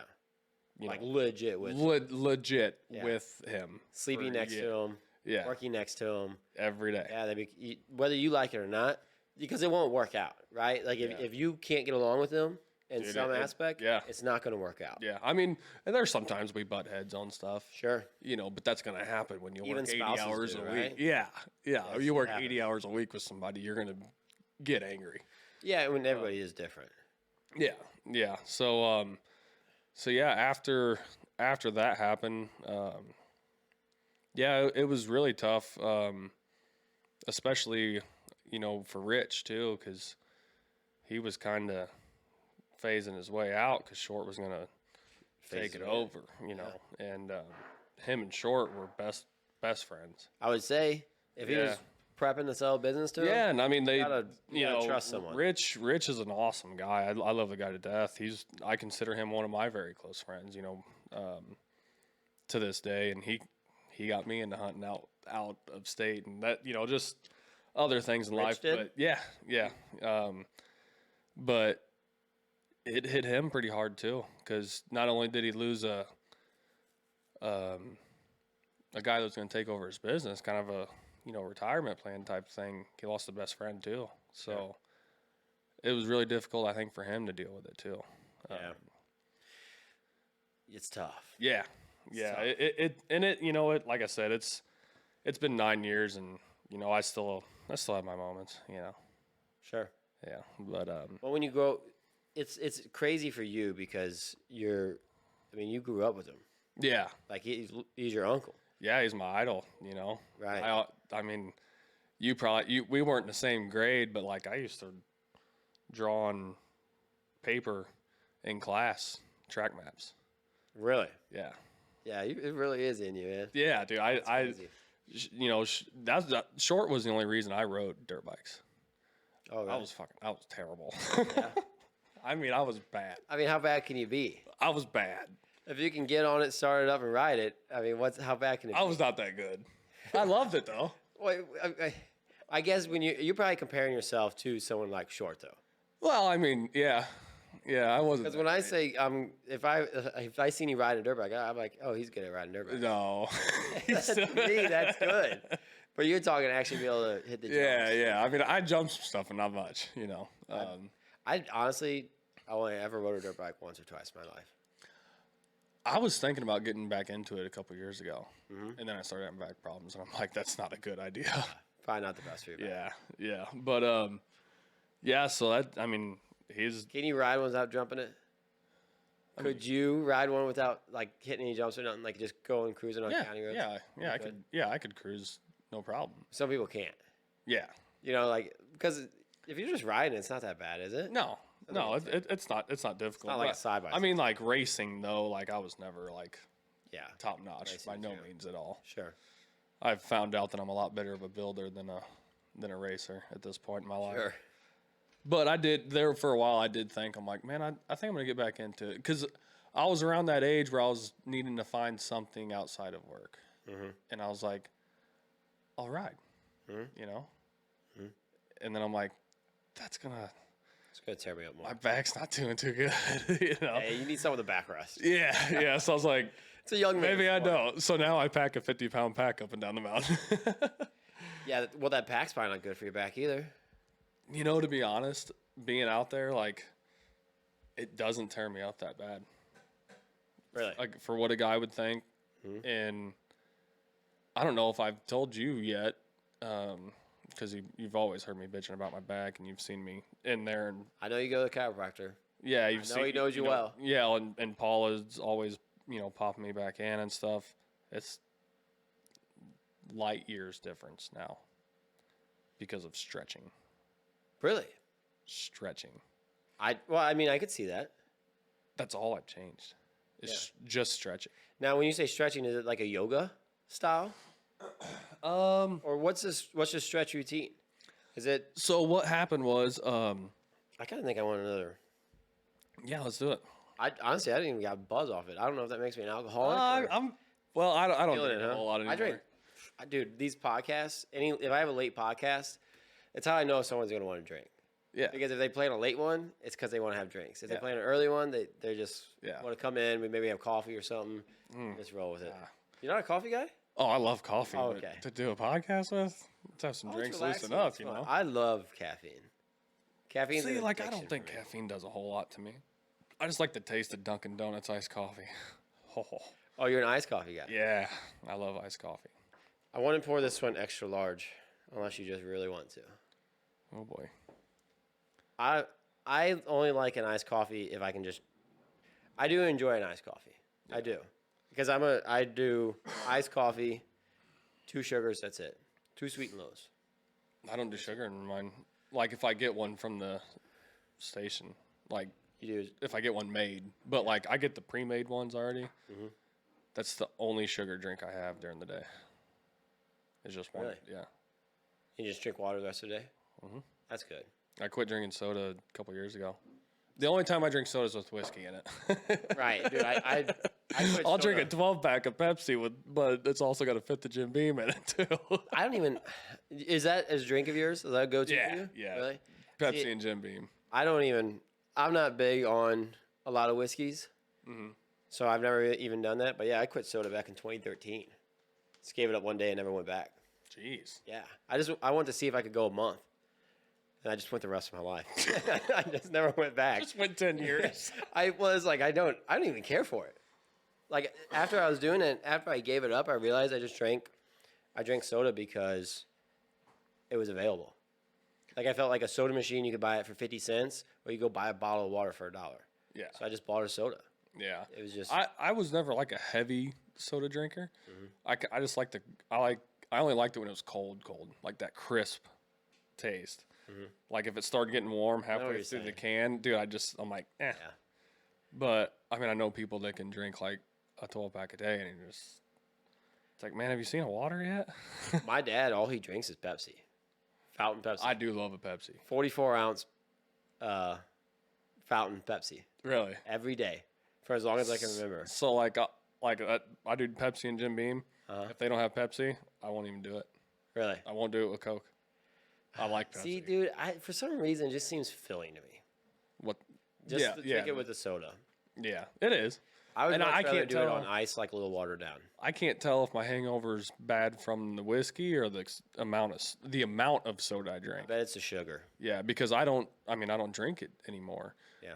But go out on a Saturday and afternoon and you have 12 sodas, like, Yeah, that's a lot of soda. dude. That's a lot of soda. Well, it's a lot of whiskey too. It's a lot of whiskey too, yes. But But I can't tell if it's from the soda. maybe a little both. I think it's both. I think part of the hangover is just being tired. Yeah. People go out, they drink, they stay up later. Yeah, but I Yelling could, usually man, listens dude, I could, a train could come through my house. I wouldn't even care When I'm hungover. I wouldn't wake up. Wouldn't wake up. I wouldn't even care. I'd be like, oh, that's Monday's problem. See, that's crazy because I'm not like that. When I drink, I don't sleep. I wake up in the middle of the night. I'm like, because my nose gets clogged up, especially on beer. Like it's like my nose gets clogged up and I start breathing out of my mouth. The only time I'll ever snore is if I'm drinking. It's the only time I ever snore. And then I'll wake up in the middle of the night. Even on your stomach? Sweating. I don't know what I sleep on. I'm lucky if I make it to the bed. I don't know. Maybe I should try sleeping on my stomach. I don't know. I only snore on my back.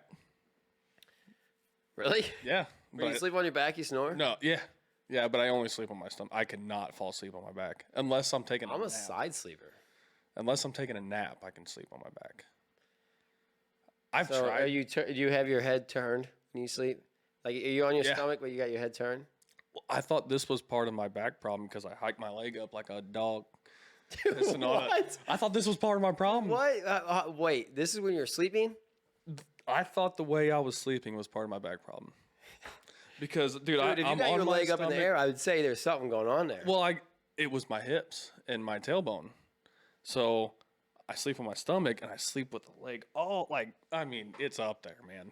It's up. You're saying when you're sleeping on your stomach, your leg is like hiked up. Dude, and this like, thing, imagine a dog peeing on a hydrant and then you're just putting flat on the ground. Like that. How is that comfy at all? Love it. I've slept like that for 30-something years. Holy cow. I love it. You got to have a big bed. Yeah, because I got long. Well, and I switch. Really? So you put the one leg down and you switch over and lift the other leg up? And I turn my head. Wow, dude. My head goes with it. It seems like a lot of work. It's so comfortable. I've tried. So I'm not trying. when I was having my problems, I don't with think my I back, can fall asleep. Well, when I was having the problems with my back, I'm like, how do I sleep anywhere else? So I tried sleeping on my side. I always go back to my stomach. But then I started keeping my legs straight, maybe just a tiny bit kicked out. Dude, to try and change how you sleep is Tough. dude. It's tough. I've been having. I can't sleep on my back. I can nap on my back, but I can't sleep on my back. Same. Yeah. You put me in a couch and lean it back like a reclining chair. Yeah. I'm napping all day.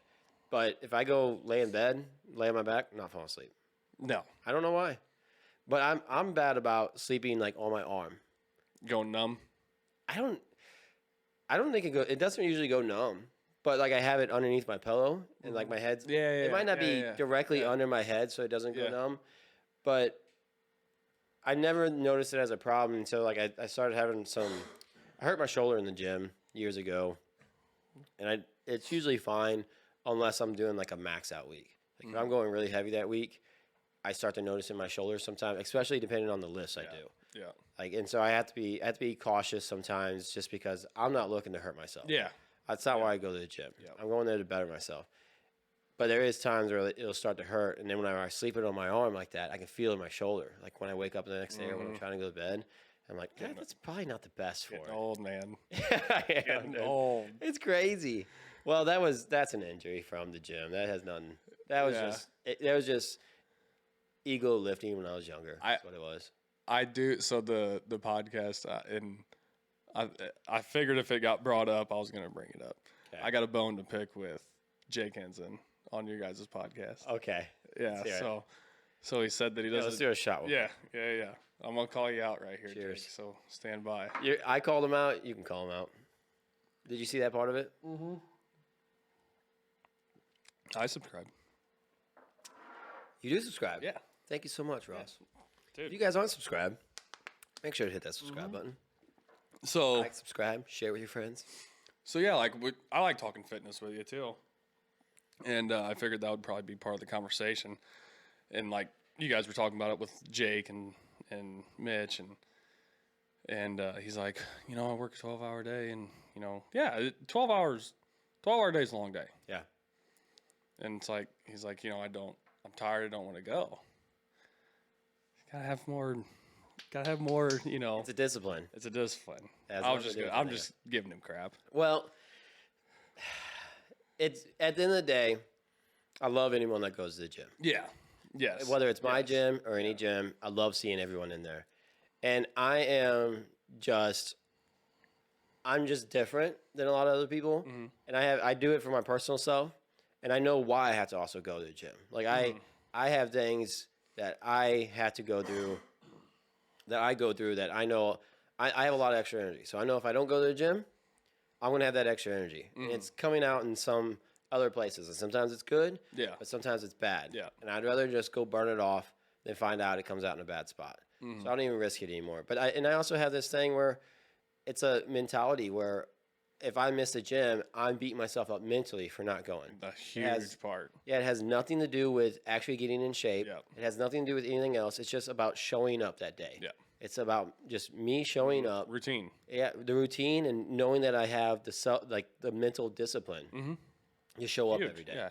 And yeah, I would agree. Yeah, I'm not. I just wanted to give If I was gonna say it, I would say the same thing. I'm just giving him crap. I just wanted to dog on him, give him shit. I like to poke the bear. Well, that's okay. Yeah. Sometimes that's Well, that's a it good kind of motivator. keeps you. Yeah, it is. He can handle it. Yeah. He can handle it. Some people can't handle it. Some people can't handle that.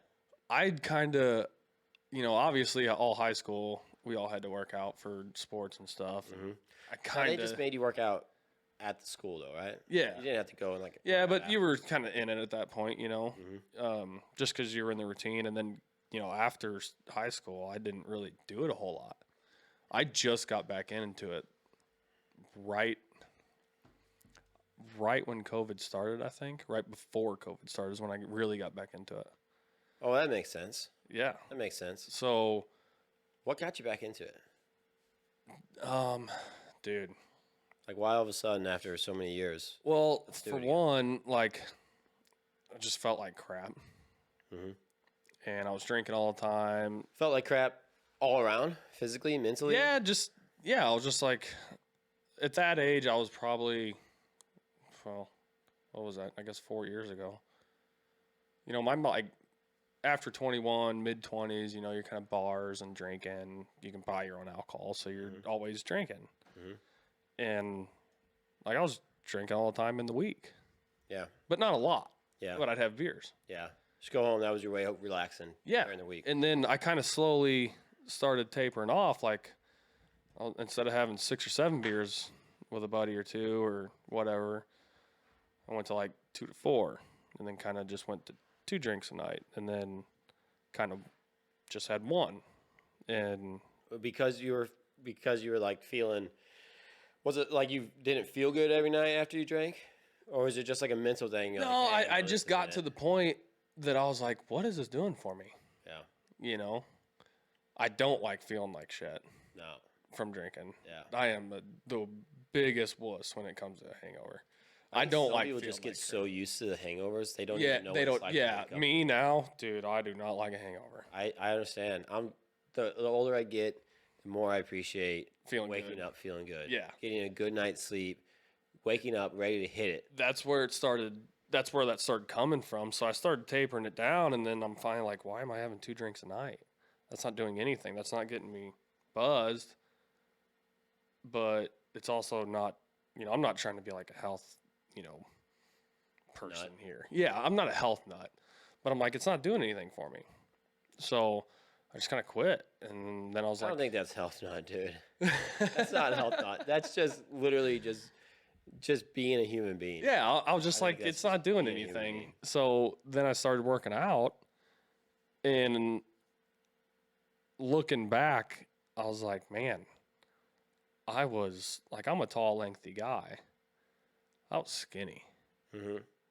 You went on the other spectrum. Most Yeah. people put on weight. Dude, I went skinny. I wasn't active. Yeah. You know, I'm in a machine. And you probably weren't eating the right. Like, you Dude, weren't I was eating right. 4 pizzas a week. Yeah, you're right. Which is great. 4 pizzas a week.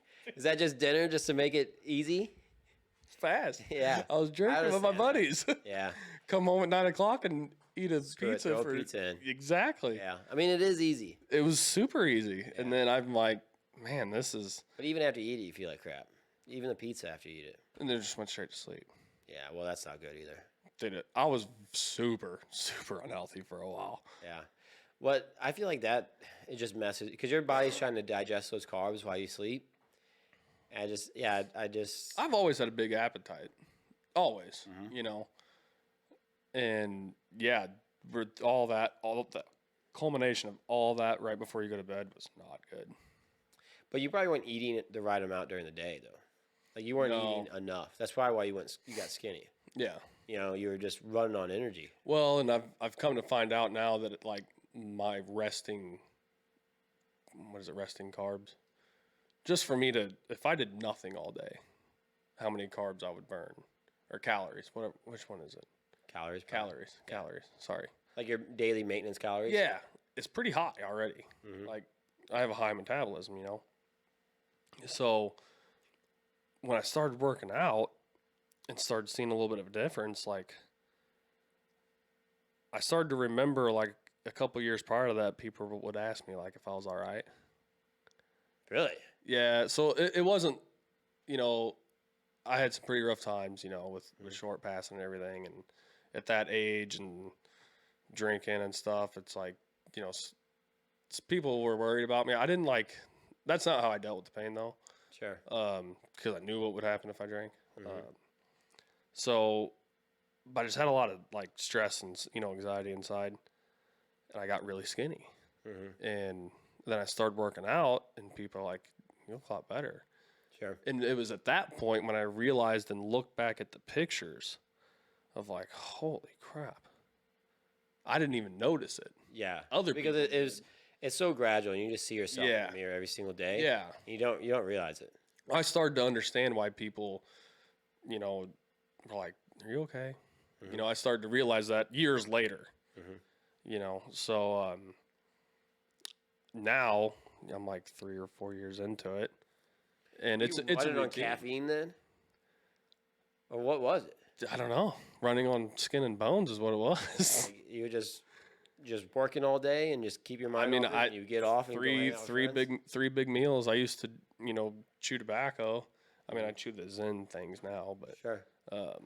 tobacco was a good. Well, you say appetite 3 big killer. meals, but they probably weren't.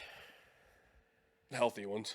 Well, that's probably too. But a full pizza, a big meal? I could eat a full pizza back then. Now I can't. I feel like it is, but I also feel like, I don't know. I also feel like that's not enough. And that, like 3 big meals, if you're trying to put on weight, isn't enough. Well, I mean, I was just doing. Like, I was just living back then. Yeah. I wasn't working out. I was just drinking every night. And it's not like I was getting drunk every night, but I was having beers every night, and just wasn't the healthiest. Sure. And looking back, I'm like, man, I looked rough. It's crazy because I don't remember it, but we weren't that close. No. We were, what, 2 years apart or one? 1 year apart. 1 year apart? Yeah, you're 31? Yeah. I'll be 32 this year. Yeah, same. Well, 30. I'll be 31 this year. Oh, shit. Yeah. Yeah, I know. It's crazy to think about. Yeah. It's crazy. It is wild. It is wild. But yeah, so now, like, I started working out right before COVID, and then COVID hit. And COVID hit during the middle of SuperCross. What was it that started putting weight on you? Honestly, working out and eating a little bit better. Yeah. I cut out the drinking. Taking supplements? Did I start I can't remember if I started. I think I did protein right when I was working out. Because there's no carbs in that. No. I always had a little bit of knowledge of supplements, not what you have, knowledge of. But I always kind of like, you work out, you need to build muscle, protein, that was always. Sure. So, I cut out the beer, and when I cut out the beer, I kind of cut out the soda not long after that. So liquids I was putting in was better. There's going to be some people listening to this podcast and they'll be like, what is this dude talking about? Well, if I was doing what he was doing, I'd be gaining weight. Like if they're... Dude, my body's weird. Yeah, exactly. Well, it's a little different. So here's the thing. I also think you were still in a calorie deficit when you were losing weight. Yeah. But you were just, like your meals were just, you ate 3 meals and that's it. Yeah. And these other people, they are like, well, if I did that, but they're also probably sleeping. Yeah. My body's not. And you were burning the calories off because you were running all the time. You were hanging out with your friends. You were working. You were active all the time. Yeah, like You came home and ate a pizza and went to bed. Yeah. There was no downtime. Yeah. These people were going home in the afternoon and watching TV for 4 hours. I should have been gaining weight, eating a pizza right before bed. It just wasn't help. Like, I think my body's different. I think. Well, I also think you were just so active. You were burning a lot of calories, and you have a high metabolism. Yes, that's part of it. So, yeah, for everybody listening, my body is. Well, there's actually a lot of guys that are the exact same. Yeah, and nowadays I eat every 2.5, 3 hours. Mm-hmm. And if I miss that 3 hours, like I'm hungry. Yeah. Like your body's craving some carbs for energy. Yeah, it needs something. I get it. But I'm actually going in the morning to get blood work done and figure out because I work out now. Yeah. I work out every day. Mm-hmm. Even on the road. Even with what we work, I still work out 6 days a week. Really? Yeah, so since I'm the driver of the van, I ended up buying those adjustable dumbbells. Yeah. And a bench that folds up. So it's 10 to 90 adjustable dumbbells. And I bought them right after. You can do a lot with that. Yeah. So I bought it right after COVID because a bunch of the cities we go to, half of them, the gyms weren't open. So I'm just like, I want to work out. I bought the dumbbells and bring them on the road with me. Look at this, Jake. Look at this. Yeah, Jake. Yeah, it's some adjustable dumbbells and a foldable bench. No excuses. They go all around the country with me. Yeah. But, I mean, like, if I miss days now, I hate it. Believe it. I'm fine with missing 1 day if I miss 2. And I hate it. What is it about working out? Is it even the workout that you think does something for you? Like, it does something Yeah. like, is it like a big deal as far as, or is it more of just the hour routine to yourself and like, because I feel like a lot of times, like, yes, it is like the workout is very important. It takes energy out of me that is for me. Like, I have a lot of extra energy, so it helps kill some of that energy for me. It helps me sleep at night, but it's also an hour to myself for clarity. Yes. Like, I work out and I'm working through, like, if I have stress or something going on, I'm working through it for that hour. And there's, even if it's just small things, even if it's just something that, Clear the mind. yeah, because it's a designated hour. You know, people are like, well, I think all day, but it's different because you're doing something else. So you're thinking on it and then you're getting distracted. You're thinking on it and getting distracted. But when you get that hour to yourself, it's a clarity thing. And when you're working out, you're literally like, it's like flowing blood to your brain. Yeah. And you really are like, Yeah, starting to- you're triggering all sorts of nerve endings that you just didn't use all day. You know, you're hitting all these different levels that you just haven't touched all day. Yeah. So I was just wondering if it had anything to do with that. Well, so I have two different things for that. Like, if I work out in the evening, I burn the stress off from the day, and I have a killer workout. I would rather work out in the evening, but I have to, like, here and on the road, like, I work late. But, like, here at home, I've got to make dinner. I've got to do laundry. I've got to do all these chores at home, you know, because, you know, I'm single. There's no chick at the house, you know. Yeah, nobody's gonna make you dinner. Nobody's gonna helping. clean No, your you know, clothes or nobody's fold. helping out at the house. So, like I was mowing grass right before I came here, and then made the Hey, eggs. dude, it's March. Dude, it March, dude. was as tall as this water bottle behind my house. I don't care. I'm not starting my lawnmower up in March. Yeah, but I'm about to be gone for 6 weeks. I had to mow it. Yeah. I don't even cut my own grass anymore. Yeah. But anyway, We're not gonna get there. yeah. Anyway, so I would rather do it, like, my time in the evenings is just like gone. If I work out in the evenings, I have a better workout though, because whatever made me angry that day or whatever made me happy. Like, I like being happy. Yeah. I like having a happy workout. Sure. You know, just jamming out the music. Yeah, it doesn't always. You don't always have to be stressed out. No, not at all. You just be having a good day. Exactly. It's find the like, right you know music what? and vibing. Yeah. Yeah. Music's key. But, like, so now I try to work out in the mornings because I know that I don't have the time in the evenings. So, like, on the road, we say whatever time we leave the house, the Airbnb or hotel, I get up 2 hours before that, and I'll do my 45-minute to an hour workout, get done, change, wash up a little bit, and make breakfast real quick. And that's my routine, and I'd rather just get it done. I feel better throughout the day. Yeah. Well, it doesn't. to It start. does make you. It makes you more relaxed throughout the day.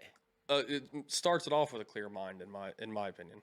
Yeah, and if you have any, I'm not like you're not burning all your energy off for the day, because actually I would say it actually gives you more energy for the day, because, like, for example, when I used to work just a 9 to 5 job, if I got up and worked out, in the morning before I went to work, I felt loose by the time I get to work. Yeah. I'm loosened up, blood's flowing, I'm ready to go. ready to rip. Especially if I take some pre-workout or have some coffee before the gym, I'm ready to work. Let's get to work and let's do something. Yeah, But if I just go straight to work, it takes me a bit kind to of get drowsy.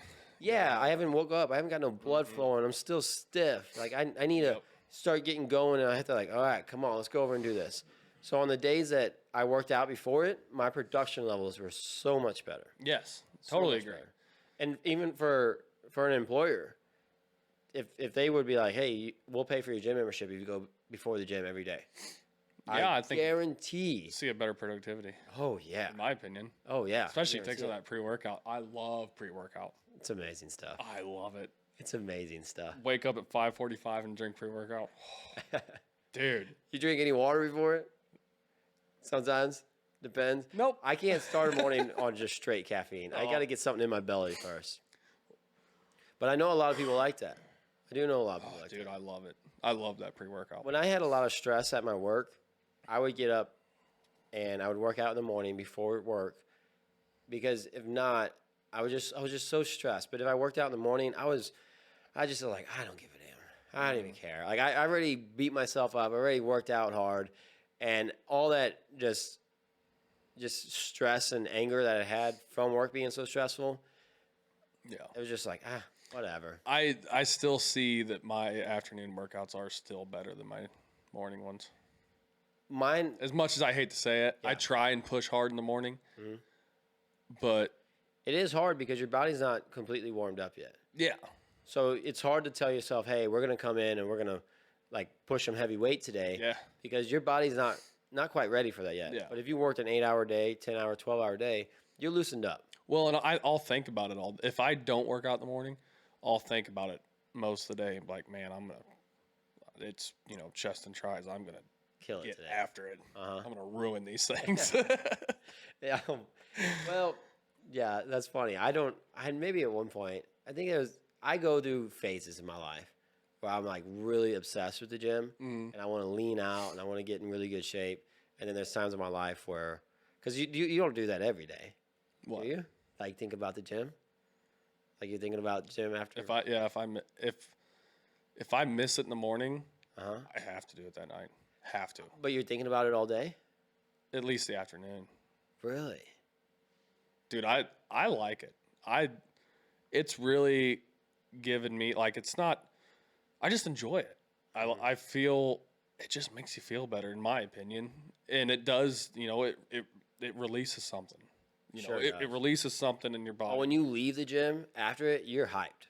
Yeah, you're just like The music after when you're on your drive home, the music in the car always hits the best. dude, in the gym. In the gym Dude, too. I don't know if you've really watched me at all in the gym, but sometimes I'll be drumming on benches. I see it all the time. Yeah, I see love it. it. I love Not that. just you though. All Yeah, kinds of yeah, people. They're yeah. in the gym and they're in their headphones and they're just vibing out. And I love to see it Yeah, that's my favorite because part. they're Of it. enjoying it. Yeah, I listen to the same song 13 times a day, but in the gym it hits hard. Yeah. I'm not kidding. Wow.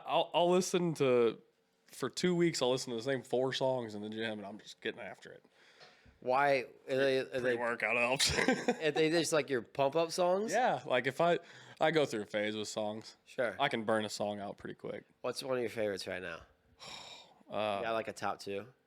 Yeah, there's actually 2 of them, 2 new downloads that, I mean, they're not new necessarily by any means, but yeah, they get me going. What are they? I want to hear it. Let me see what I got to pull it up on my playlist. You can't make real something quick. up. I want your legit top 2. No, right. I'm gonna tell you. I got to remember who. Teardrops by Bring Me the Horizon, Okay. and They're like a hardcore band, aren't yeah, they? Yeah. yeah, and then Ketamine by Fame on Fire, Can't be my Fame on Fire. I think and I then heard- Roll the Windows Up by Machine Gun Kelly. Oh, that's always a banger. Yeah, That's always a banger. yeah, and then That was a COVID song. Did you know that? yeah, Came out during COVID. yeah. That's what I liked about him so much is that he was making music during COVID just in his house. Yeah, I thought that was cool. When a lot of other people just quarantined and they were just like, they're yeah. just, He couldn't stop it. Yeah. He had to get it out. Like yeah, he still wanted to make music, and Yeah. it was just so cool to see he just set up a camera in his bedroom. yeah, yeah. There was a lot. There was a whole album like that. Yeah, he came out with a few songs. Yeah, He did. Well, which one was that? Roll the Windows Up. yeah, Yeah, that was in his car.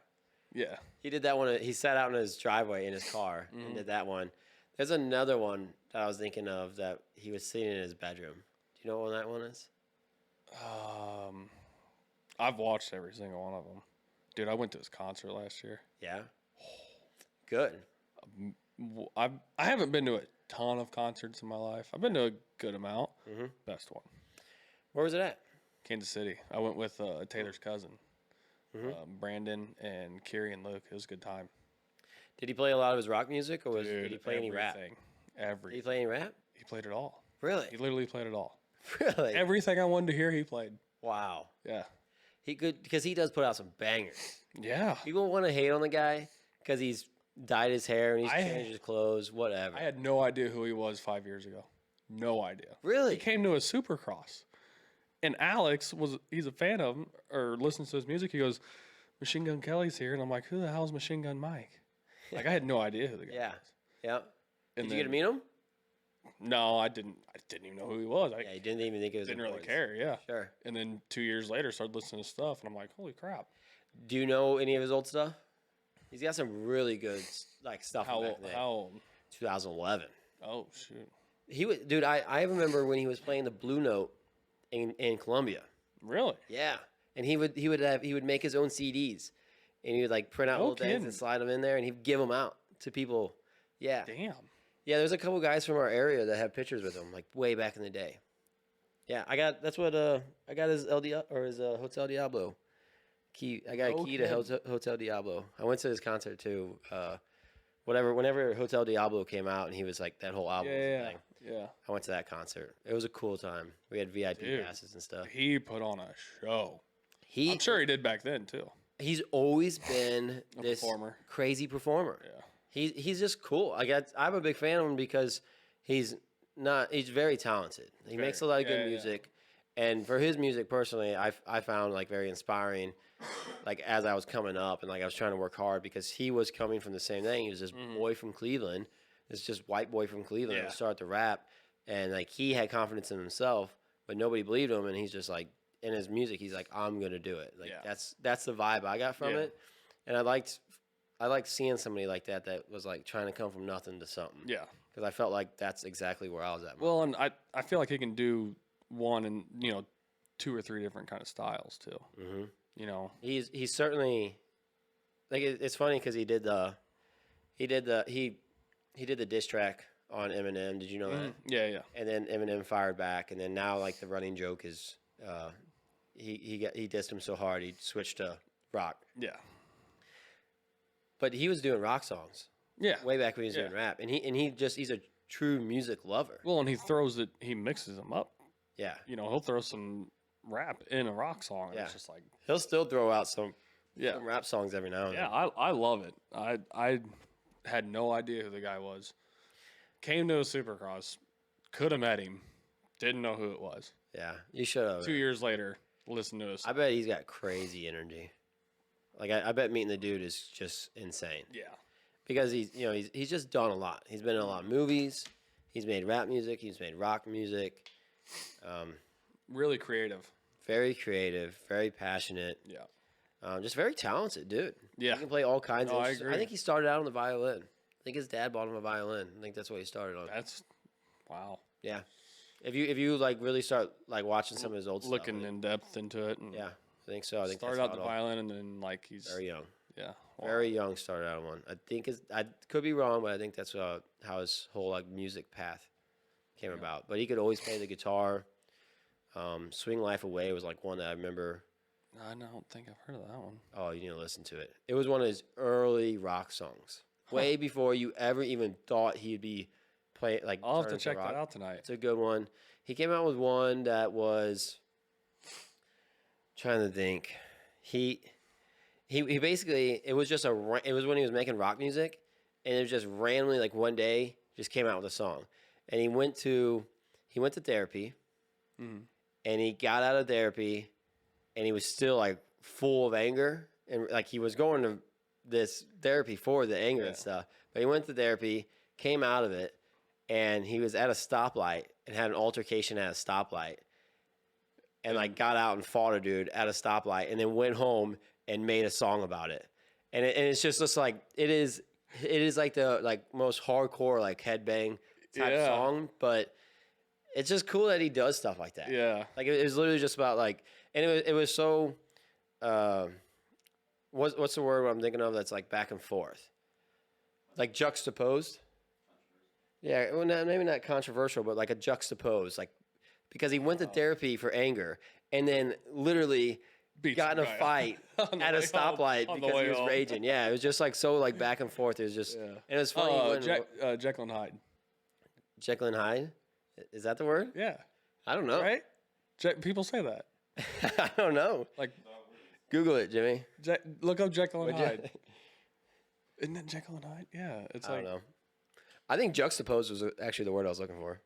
Never heard juxtapose? I have a pretty good vocabulary, and I don't think I've heard that one. All right, Jimmy, look them both up. Jekyll and Hyde? I thought that was a pre-workout. Yeah, Jekyll and Hyde. it's Oh, like that's right. it's like opposites. You know. These are people. Someone who is sometimes good and pleasant and sometimes very rude or bad. Okay. Yeah. Fair enough. Yeah. Fair enough. It works. Can we look up juxtapose and see if I was... How do you spell that? I'm a pretty damn good speller. Just sound it out, Jimmy. You'll be fine. Juxtapose. Juck. Chuck or Juck? Juxtapose. Right there, right Oh. there. Right. Oh. It's JUX. Yeah, juxtapose. Place or deal with close together for contrasting effect. Huh. Juxtaposed. I think that's more of like a. Black and white photos of slums were starkly juxtaposed with color images. I don't know. Can you give a better example? I think that's more of a. Oh, there it is, right there. What does juxtapose mean? Maybe.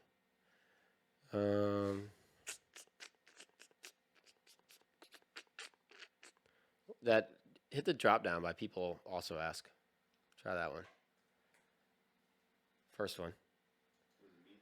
Yeah. That's literally the same thing. To compare them or contrast them or to create an interesting effect. Oh. Maybe I was a little. Maybe I didn't hit You were it. close. Yeah, I was close enough. close You can call. roast me in the comments, but make sure you subscribe. You want to do another shot? You got me doing shots, Ross. Yeah. You know what? Well, this is what happens on a Friday night at the Mexican restaurant. I know. Dude, I don't not know doing- how many times I've ran into you there, and then next thing you know, it's Saturday at 2 a.m. And I'm like, son of a bitch. Well, dude, I don't do that anymore. Oh, Not very okay. often. Oh, I've only been gone for like 3 months. Well, I haven't gone. Well, Congrats. You and- really made a turnaround. in December, I go on my diet. So December every year, I go on a diet. And so basically, I quit drinking. I quit everything. I used to start it in January, and then I started realizing that it takes me a couple weeks to get my diet going. Like I kind of fall off for the first week or two. Really? So yeah. So now I started because I want to be dialed in by January. If I knew I could just start it and hit it and be strict on my diet, January 1st, I'd do it. But I know So what's your different? What's what I start doing, like diet. yeah, like Consista? what takes you like what's your diet consists of that it takes you that kind to get into that rhythm? Sure. So what I start, so I count macros. That's like my thing. Yeah. And I really enjoy the macro counting part of it, but I do it. I try to do it very lean and very clean. And so I do any type of meat. It has to be 90% or leaner. So very lean meats. Okay, so you're So going no pork. no pork. We're doing turkey, You like seafood? any type of fish. Okay. You can do any fish, Yeah. eggs. But like when I'm doing eggs, most of the time I'm just doing egg whites. Chicken's in that category. Chicken. Yeah. Chicken, and you can do beef, but it has to be 90% or leaner. So you're not getting 80-20 ground Yeah. beef. You're getting 90-10 Yeah. or 97 or 80. 87-13 or something like that. No, I think it's 93. 93-7. I think it's that's what it is, 93-7. Yeah. I always go 90-10 just because it's. A little bit better. I like 80-20 if it's a hamburger. yeah. Like I want Yeah, I a want a fatty juicy hamburger. one. Yeah, Yeah. I don't want no dried out thing. Yeah. A lot of times I don't go. I just cut out a lot of beef just Yeah. because it's hard to do it, and I don't know. Maybe I might make a pasta, but whenever I go so I do 10% or leaner meats. I go healthy carbs and healthy fats. What are you calling healthy carbs? Healthy carbs are Potatoes. sweet potatoes, Rice. any kind of rice, Okay. fruits. Fruits. Okay. Yeah, so any fruit. What's Basically your it. fruit of That's choice? basically all I do. What's your fruit of choice? Ooh, I'm an apple guy. But have you ever had a what is it called? No, Korean pears are good. You ever had a Korean pear? Dude, Where those. do you get that at? Korea? Well, my grandma's Korean. She just has a bunch of pears. Well, there's Asian stores in St. Louis. You can go there and get them. Okay. So, but she's the one that got me hooked on it. And it's like a mix between an apple and a pear. But I like, do you know what apple I'm talking about, Jimmy? That I like? The cutie apples. No, that's an the orange. You talking about the red sweet ones? No, they're not. No, Red Delicious suck. No. Honey Crisp. Honey Crisp. Yes. That's it. Those are good. And that's the best apple, I think. Yeah, I would 100%. argue. That's 100%. something I would argue. That's a with you damn on. good apple. They found the right way. Yeah, It's that's what they juicy. It's crisp. When did Honey Crisp apples start being made? Well, I don't know when. Look it up. Google it, but I can tell you how they were made, because this is how I discovered them. So, whenever Honeycrisp apple is a hybrid apple. Like back in the day, you didn't have all these apples. Yeah. Like you had Look at red, these apples. you had red, green, and yellow, right? And that was it. Yeah. But This is all our apples. yeah, that's literally what it was. And then they started like fusing apples together. Okay. Like fusing seeds together, but it's like a 30-year process. 25 year created process. in 1960 at University of Through Minnesota. apple crossbreeding and released in 1991. Dude. So it was a 30-year process. Yeah. So some of these Before they can release crossbreeding seeds, planting them, and it's a 30-year investment before you can actually put it out. Man, that's an investment. Yeah. Yeah, it is. Yeah. And what happens if it's not a good apple? It's Bad freaking- apples. Yeah, it's a bad apple. Just got a bunch of No pun intended. big old fields of bad apples. Yeah, well, because if it hits the spot, then plant it and you got 30 more years, or do you plant a bunch and they suck and you got to throw it all away? Yeah. So I It's actually a risky thought business. this actually probably is more of what I thought. I thought avocados were this. Like, I thought avocado just became a thing, like, recently. Mm-hmm. No. Became popular recently. Became popular. Avocado's been around for a long time. I looked it up. Yeah, how long? 1800s, I think. Or I guess an avocado. No, avocado. All right, now I want early 1900s. Now I want to know, how Early long has an 1900s. avocado been around, Jimmy? Because I thought apple's avocado been around since Adam and Eve. Yeah, but I thought avocado just became like something recent, like they just came up with it. Yeah, like a crossbreed or something. No, it's been quite some time. Well, avocados, there's nothing like an avocado. Man, I found a new type of what is that? A fruit? Yeah, Nearly 10,000 years ago. yeah.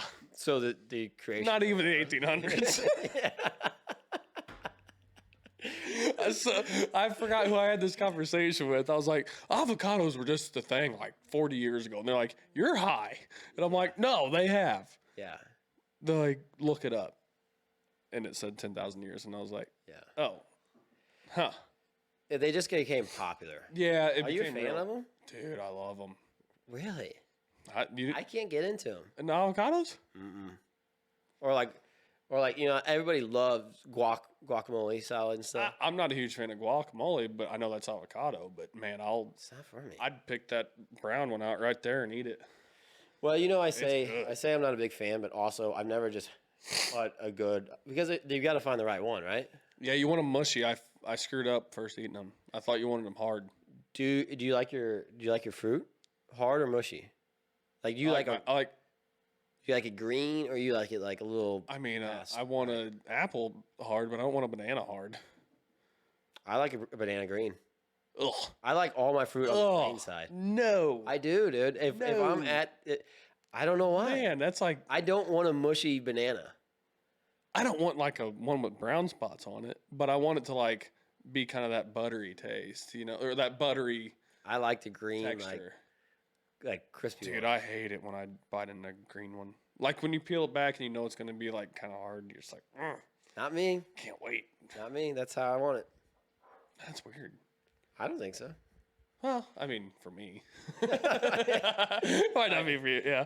Yeah, Well, to each his own. Avocado. I put avocado on every morning. I make a English muffin, cheese, egg, one piece of bacon, half an avocado, and hot sauce. So good. English muffin. Yeah. Any reason why? Just like it.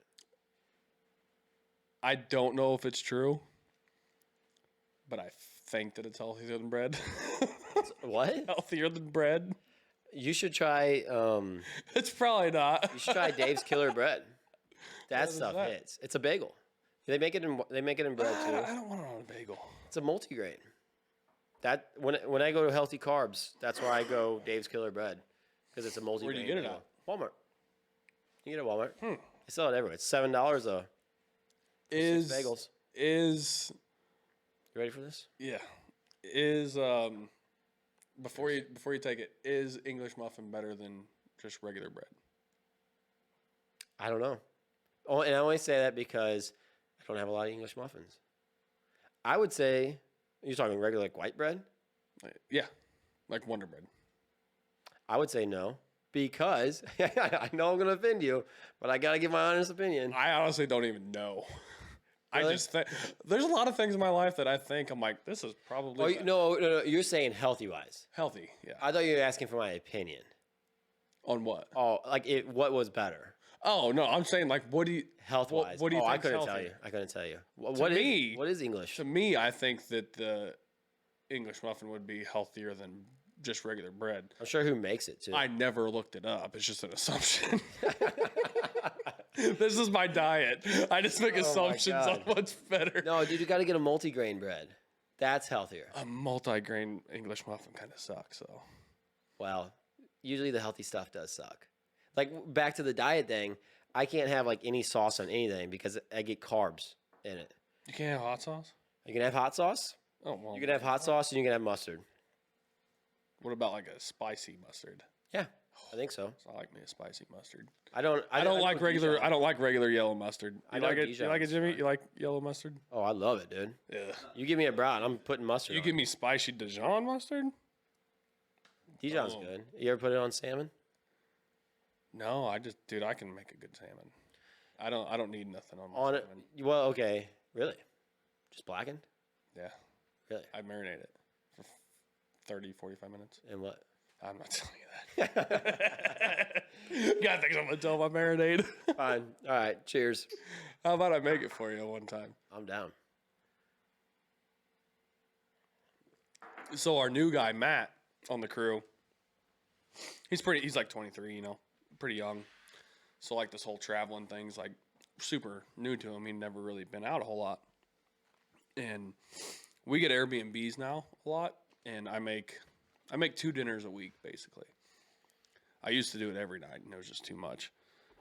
But I make 2 dinners a week, and I started going healthier because I started eating healthier. The stuff I made in the beginning when I started doing this wasn't that healthy, Sure. but I started making healthier stuff at home. So I'm like, I'm going to bring that on the road because it tastes pretty good. Sure. Like, I can make it taste decent. Is that where the salmon came in? Yeah. Learn how to make it? Yeah. That's how I learned how to make it. I mean, it's not like we're getting fresh salmon. We're in the middle of the freaking U.S., Yeah. We're not getting fresh, I heard there's a lady over outside, like over in Stanton, they'll get you fresh fish. Really? Salmon, everything. Yeah, it's like she does, I think she's like a food truck kind of thing. Really? So I heard. Well, I started kind of dabbling in it, and I made it at our first round. Just met this new kid, and he's like, this is the first time I have salmon. And loved it. Mm-hmm. He loved it. So we go out to, we were just in Seattle. Mm-hmm. Freshest seafood you're going to get, We had salmon at a restaurant, and he's like, yours is better. He's like, I I like it. understand why you don't want to give it away now. Yeah, he's like, I like yours better. Wow. But I do it 2 different ways. I grill it and then I pan fry it. Mm-hmm. I like the grill, maybe a touch bit better. Some of the guys like the grill better, but one of the guys on our crew likes the pan fry better. Yeah, it's just preference, right? Yeah, At the well, end of the I day, don't it know. comes down to I don't know. I think there is 2 different tastes to it. Well, no, there's definitely 2 different tastes, but it's just your preference on what you like better. Yeah. He's Corey. He's like, I like it when you pan fry it. Mm-hmm. But You ever honey glazed? Or do honey glazed? I've tried. I tried one. It was a glazed type, and Didn't hit. or did I do that on pork chops? So I had a shit ton of pork chops. Yeah. I'm not a pork chop guy. I had too many of them growing up. I never was either, dude. And then I found a marinade. Went with it. Huh? And then now you went with it? I like it. You I put like is it the same marinade that goes on salmon? It's pretty darn close. You just put it on everything. No, not necessarily everything. It's a little. Where'd you find the marinade? I just kind of made it up. I kind of read some stuff. Mixing it with some other things, just kind of. Yeah, I kind of do the same for deer. I kind of do a deer a little bit different way, and I still kind of mess around with the deer some. What's your favorite way to do that? I like grilling deer. I marinate it for 30, 45 minutes. Ever fry it? Yeah, I fry it, but Well, I agree. We're talking backstraps. yeah, Talk backstraps. yeah, Yeah, I agree. grill. Those can be just as good as a ribeye. Yeah, in my opinion, yeah. If you cook, you can't overcook it. No, but you can't overcook a ribeye. No. But I feel like and you know what I found out? Marinating. I used to marinate stuff overnight, and that's just Waste. it's a waste. I have It can only found absorb so much. well, and I found that a 30 minute to an hour marinade is every bit as good, if not a touch better, than an overnight marinade. Why is that? I really don't know. No research on it. Just No, I don't. There's not a whole lot of research. I researched a lot. trial and error thing. Yeah, it's a lot of trial and error. Yeah. You know, I've been cooking for myself I eat a lot, so I've been cooking for myself for a long time, and just trial and error. But Deer your favorite? do I what? Deer is your favorite, or what's your favorite? Dude, salmon's kind of become my favorite. Really? With the whole eating healthier thing, I started eating more chicken too. I never ate chicken before, and I've started to come up with some different chicken stuff. And then me and Taylor got that one hog together at the fair one year, and I had all these pork chops. Yeah. And I started messing with that a little bit. Found one that I like, and then I'm like, I want to do something different. That's the glaze I did was on the pork chop, not the salmon. Sure. So I tried this honey good on glaze on salmon. it. It's very good on salmon. Yeah, I just had one in Seattle that was like a honey glaze. Yeah, it's good. Whoa. Yeah, it's good. Yeah. But I did these smothered pork chops. Do you like mushrooms? Yeah. That sounds good. Dude, it was pretty good. Yeah. I just had a lot of pork chops growing up. Yeah, Pork's see. cheap. Pork's cheap. Yeah, I mean, I never got burnt out on it, when I was younger. Yeah, But I could I was see. having them weekly. Yeah, I could see where that would. It was, for me growing up, it was spaghetti one night. Well, it was like spaghetti 1 week. My mom would make a pot of spaghetti. I'd eat That's it all you had all week. Yeah. And then the next week was chili all week. And then it was like, it would be pork chops. It was probably circle back to spaghetti. There wasn't a lot of options going on in there. We always had food, but yeah. Yeah, The hamburger pork helper. chop- didn't have a lot of hamburger helper, believe it or not. Dude, you know what the best hamburger helper is? My friend John's dad, Murray Langdon, this dude can make a killer one. From scratch hamburger helper, like his own. You know what? He actually said it was from the box, but I always thought it was the best thing ever. Dude, it was probably Velveeta. I don't know what it was. Dude, Velveeta. It's still a running joke today, though. When I see him, we still talk about I it. can't remember what the actual helper. brand is. But, so you got the one box that's like a red box of hamburger helper. Look above that. There's a yellow box. Dude, I don't do a lot of hamburger helper, but okay. I'm following along. Dude, there's a chicken bacon ranch hamburger helper. That's a little bit healthier. Sure, okay. Man. I made a It's chicken. just seasoning, though, ain't it? That they add into it? Yeah, and the cheese. You know, is it actual Velveeta cheese? Yeah. It can't be healthy stuff. It's a tube. It's not healthy. Ain't no way that's healthy. So good. It's probably full. Are you macaroni? Are you a Velveeta cheese, like a Velveeta macaroni then? Yeah, I will. I don't eat a whole lot, like here at home. I don't eat a whole lot of noodles Yeah. like that. I don't eat a lot of pasta anymore. But like when I make it for the crew, it's easy to make. I see, because when There's you're 6 making, of us. Yeah, you got to make something that can feed everybody. 3 boxes. Because you can't buy ribeyes. That's a lot of money. No, we do that too. That's expensive. Yeah, I mean not. Everybody pitch in. Yeah, yeah, yeah. I'm not just buying it and they're just A ribeye, one decent sized ribeye is probably $15 nowadays. No, you can find them for 10. Yeah, they're thin. No, you can find some smaller ones for 10. Yeah, 6 ounce. Yeah, but if you do 2 sides with it. So I started actually, what I did last year at home, I started doing your meat for your protein, a veggie, and a carb. Yeah, that's what I do. That's how I do every meal now. That's the same. I didn't do that for the crew back in the day.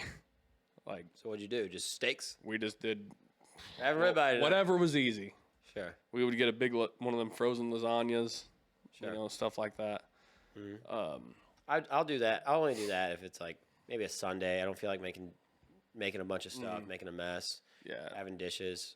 Yeah, it takes me about an hour, a little over an hour, depending on what I'm making for like the crew, But I try to separate it out now like that too, and try and do like broccoli. I would say I found that I love broccoli. broccoli's delicious.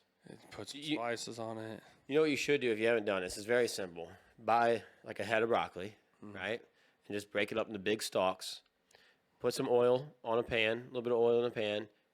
Fill it like I fill a big bag up, not full it up with oil, but just put some oil in the bag. Put the broccoli in there, shake it up to get oil all over the broccoli. How big are you cutting them up to? I'm big, like the head's like this big. They're like this long, but it's like a Okay. stalk. Yeah. Something you can cut in half and eat still. Yeah. But I like to leave them in stalks, and then I oil the pan a little bit, and then I put like pink Himalayan salt on top. So I put it all. I oil oil it all, put it in a pan, put some pink Himalayan on it, and just bake it.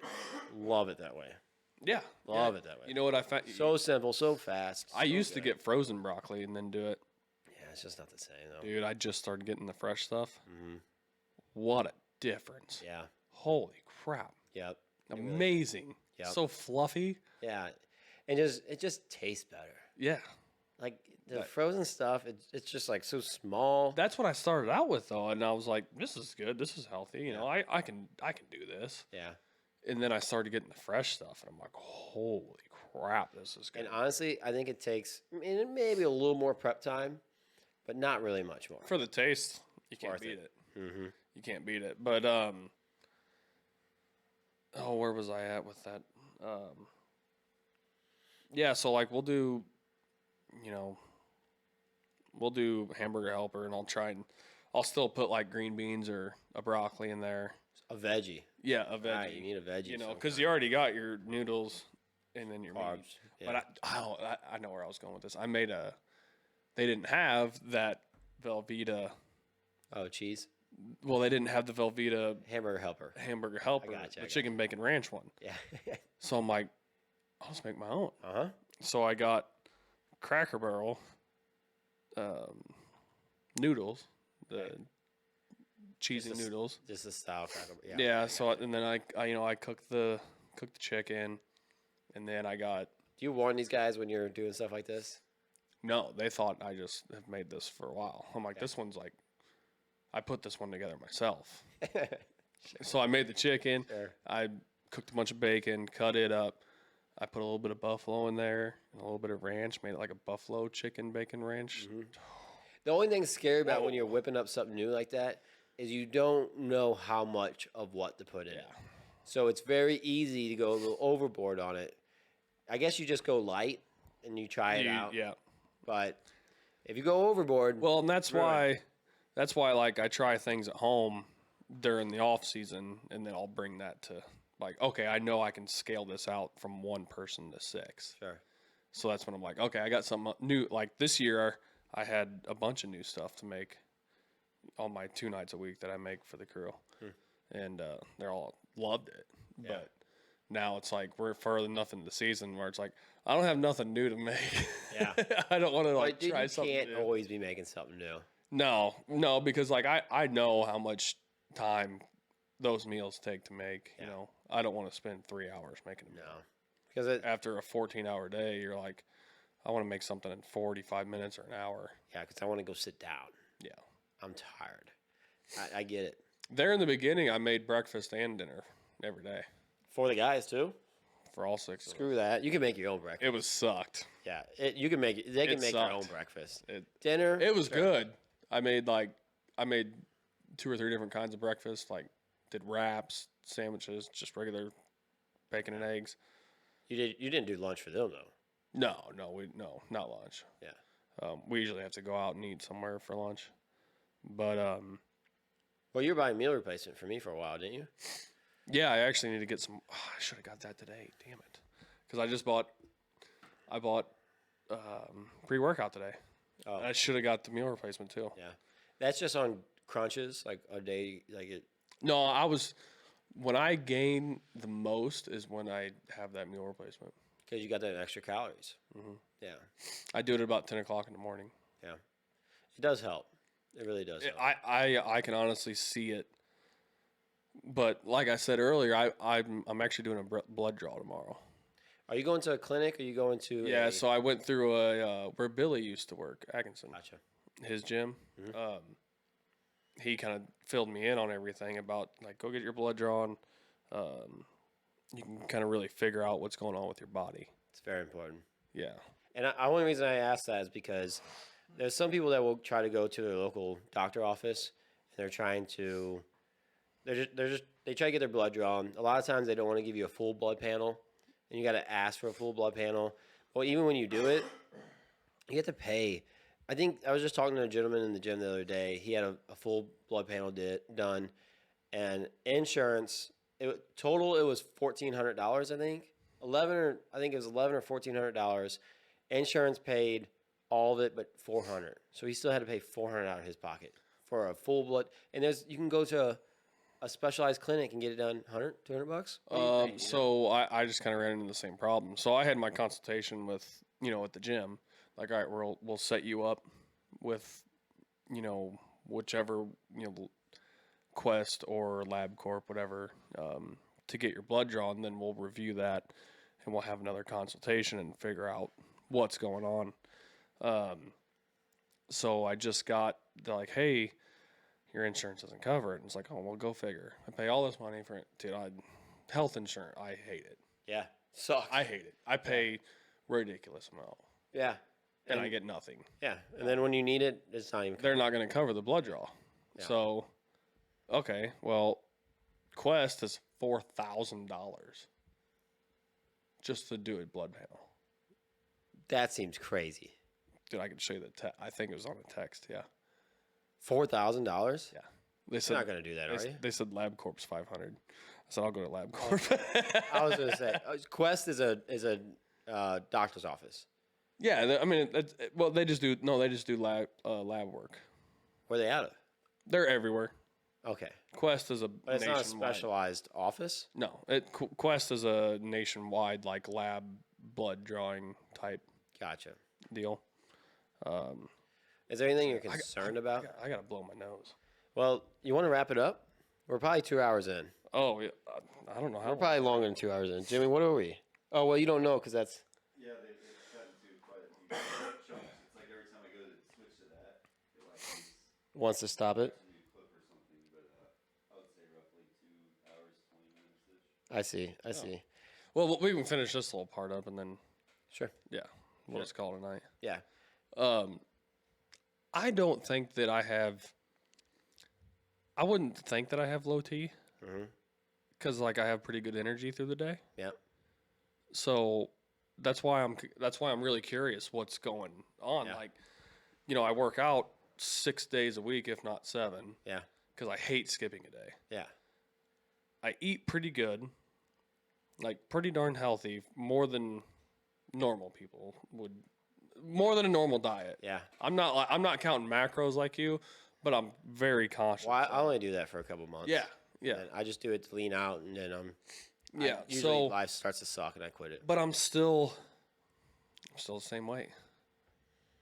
So Well, I do know that, like, over the past 100 years, or maybe it's not 100 years, but over the past, like, I don't know. I don't want to say a certain amount of years, but over time, I think the average man's testosterone used to be 1,000, and now, like, it's like we're averaging below 300, and we're supposed at 30 years old, a guy's supposed to be at 500 test level, and I know a lot of guys that have gone and got their blood work done, and they're all low.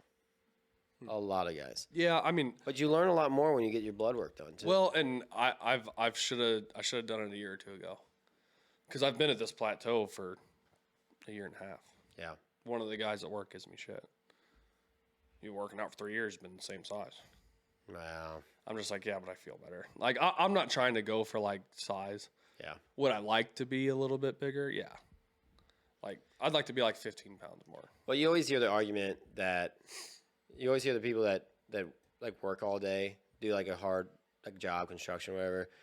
They're like, why do I need to work out? I work out all day at work. And I'm like, okay, well, why are you so fat then? If you're working out all day, why are you so fat then? You know, like you should be some ripped dude, Yeah. but you're still fat. Yeah. There's a difference. Yeah. There really is a difference. Well, and I think the blood work part's like I said, a big. You don't know. You might feel okay, but there could be something going on. Like Yeah, there's some people that find out some problems that they didn't even know, and it's like a preventative. yeah, they can get ahead of it. Like I do I know what it is? I have no idea. Mm-hmm. I don't feel like I have anything underlying going on. Yeah. So that's why I'm like super confused about it. What's it going to cost to the place you're going? 500. $500. Yeah. Because my insurance that I pay ridiculous amount every month doesn't cover it. Yeah. It's It's interesting. I wonder if that's high or if they just do a more intensive blood draw. No, I mean, I'll look at the text later when we're done, but I think it was on text. She told me, she said it's 4,000. That's insane.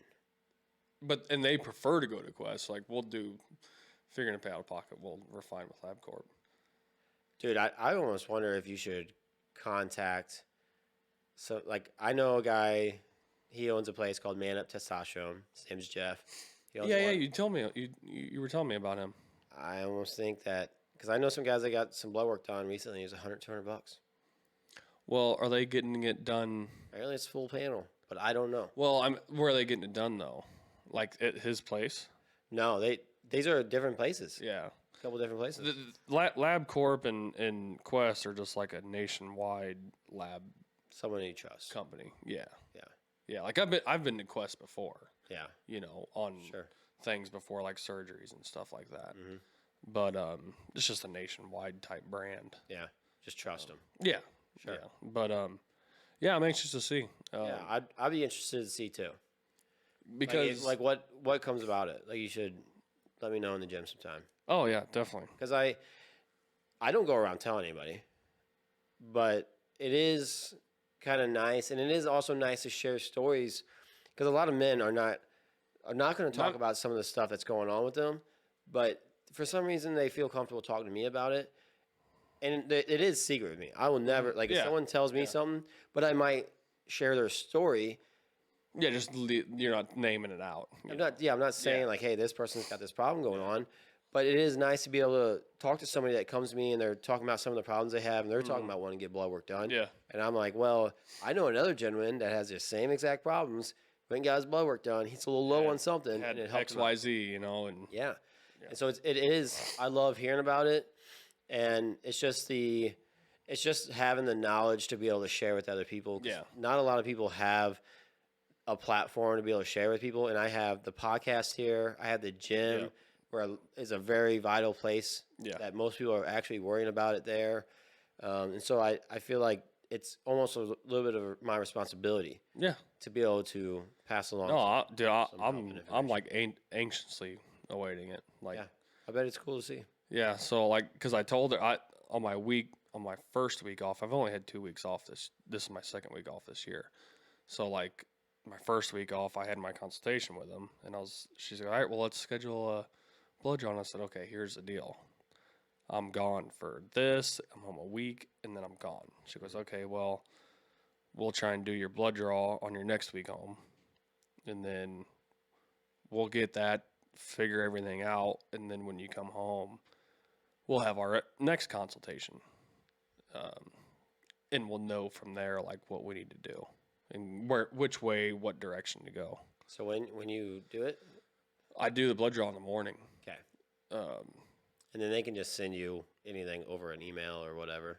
Yeah, and then they'll take a look at it kind of more hardcore, I guess, in their office. And then when I come back after, when I'm done with the season, I'll have go back to their office. We'll pull it all up and be like, all right, let's try this. You need to supplement here, maybe, Yeah. whatever it is. Yeah. It could be something you just blow on. Yeah. Calcium. Yeah. I mean, it could be something super simple. Like I said, I feel like as far as, the working out's there, I feel like the diet's pretty well good. Yeah. That's where I'm like, what is going on? I've heard about why am I not getting up to that next level? Yeah. I've heard of all kinds of things things that like it could have, if they waited another 5-10 years, it could have affected their life in a very dramatic way. Yeah. So it's worth it. Yeah. I need to get in and give myself checked too. Yeah. Yeah, I was gonna ask if you ever done or not. No, I need to. I need to hit up Jeff. I mean, he's. I've been thinking about it for a year and a half now. Yeah. And I'm finally getting to it. Yeah, I need to just do. I just need to pull the trigger and do it. Yeah, it's. I probably will too. Yeah, So I'm anxious for it. I bet by the next time we talk about it, next time you're in town, I bet I already have it done. Yeah. Yeah, because it's been on my mind too. Yeah, like I said, it has for me. It's like, well, If you're just trying to feel better. well, and you're thinking like it's gonna take so much time and this and that and the other, but it's like, not really. Nah, you just need to commit. Yeah, you're just putting it off. Yeah, that's exactly what it is. So Exactly what it is. All right, we want to wrap it up. yeah, I gotta piss. Yeah, I bet so. Ross, thank you so much for coming on the podcast. I really appreciate it. If you guys can, make sure you guys like, subscribe, Yes. share with your friends. Get out. I was at the time of this podcast, we're at 308. We're going to make it up to 1,000 very soon, but you guys' help will surely help me get there. Yep. Anything you want to say before we get off here? Oh, had a blast. Had a freaking blast. And your setup is, dude, it's killer. Really killer. I think the video had some hiccups along the way, but I think in a couple episodes we'll have it all smooth out, ironed out, all the kinks ironed out. Very professional. Thank Very professionalized. Everything's top notch. I like it. Cool. I appreciate it, man. Hopefully you can come back later on. Yeah, I want you to come back and maybe we get Taylor on. I honestly almost asked if he wanted to surprise guest too. He's a sissy. He ain't coming on yet. We weren't going. We'll get him on eventually. Yeah, we'll get him on. Can I get you to sign my banner? Oh, definitely. All right. Thanks, man. All right. Peace, guys. Peace.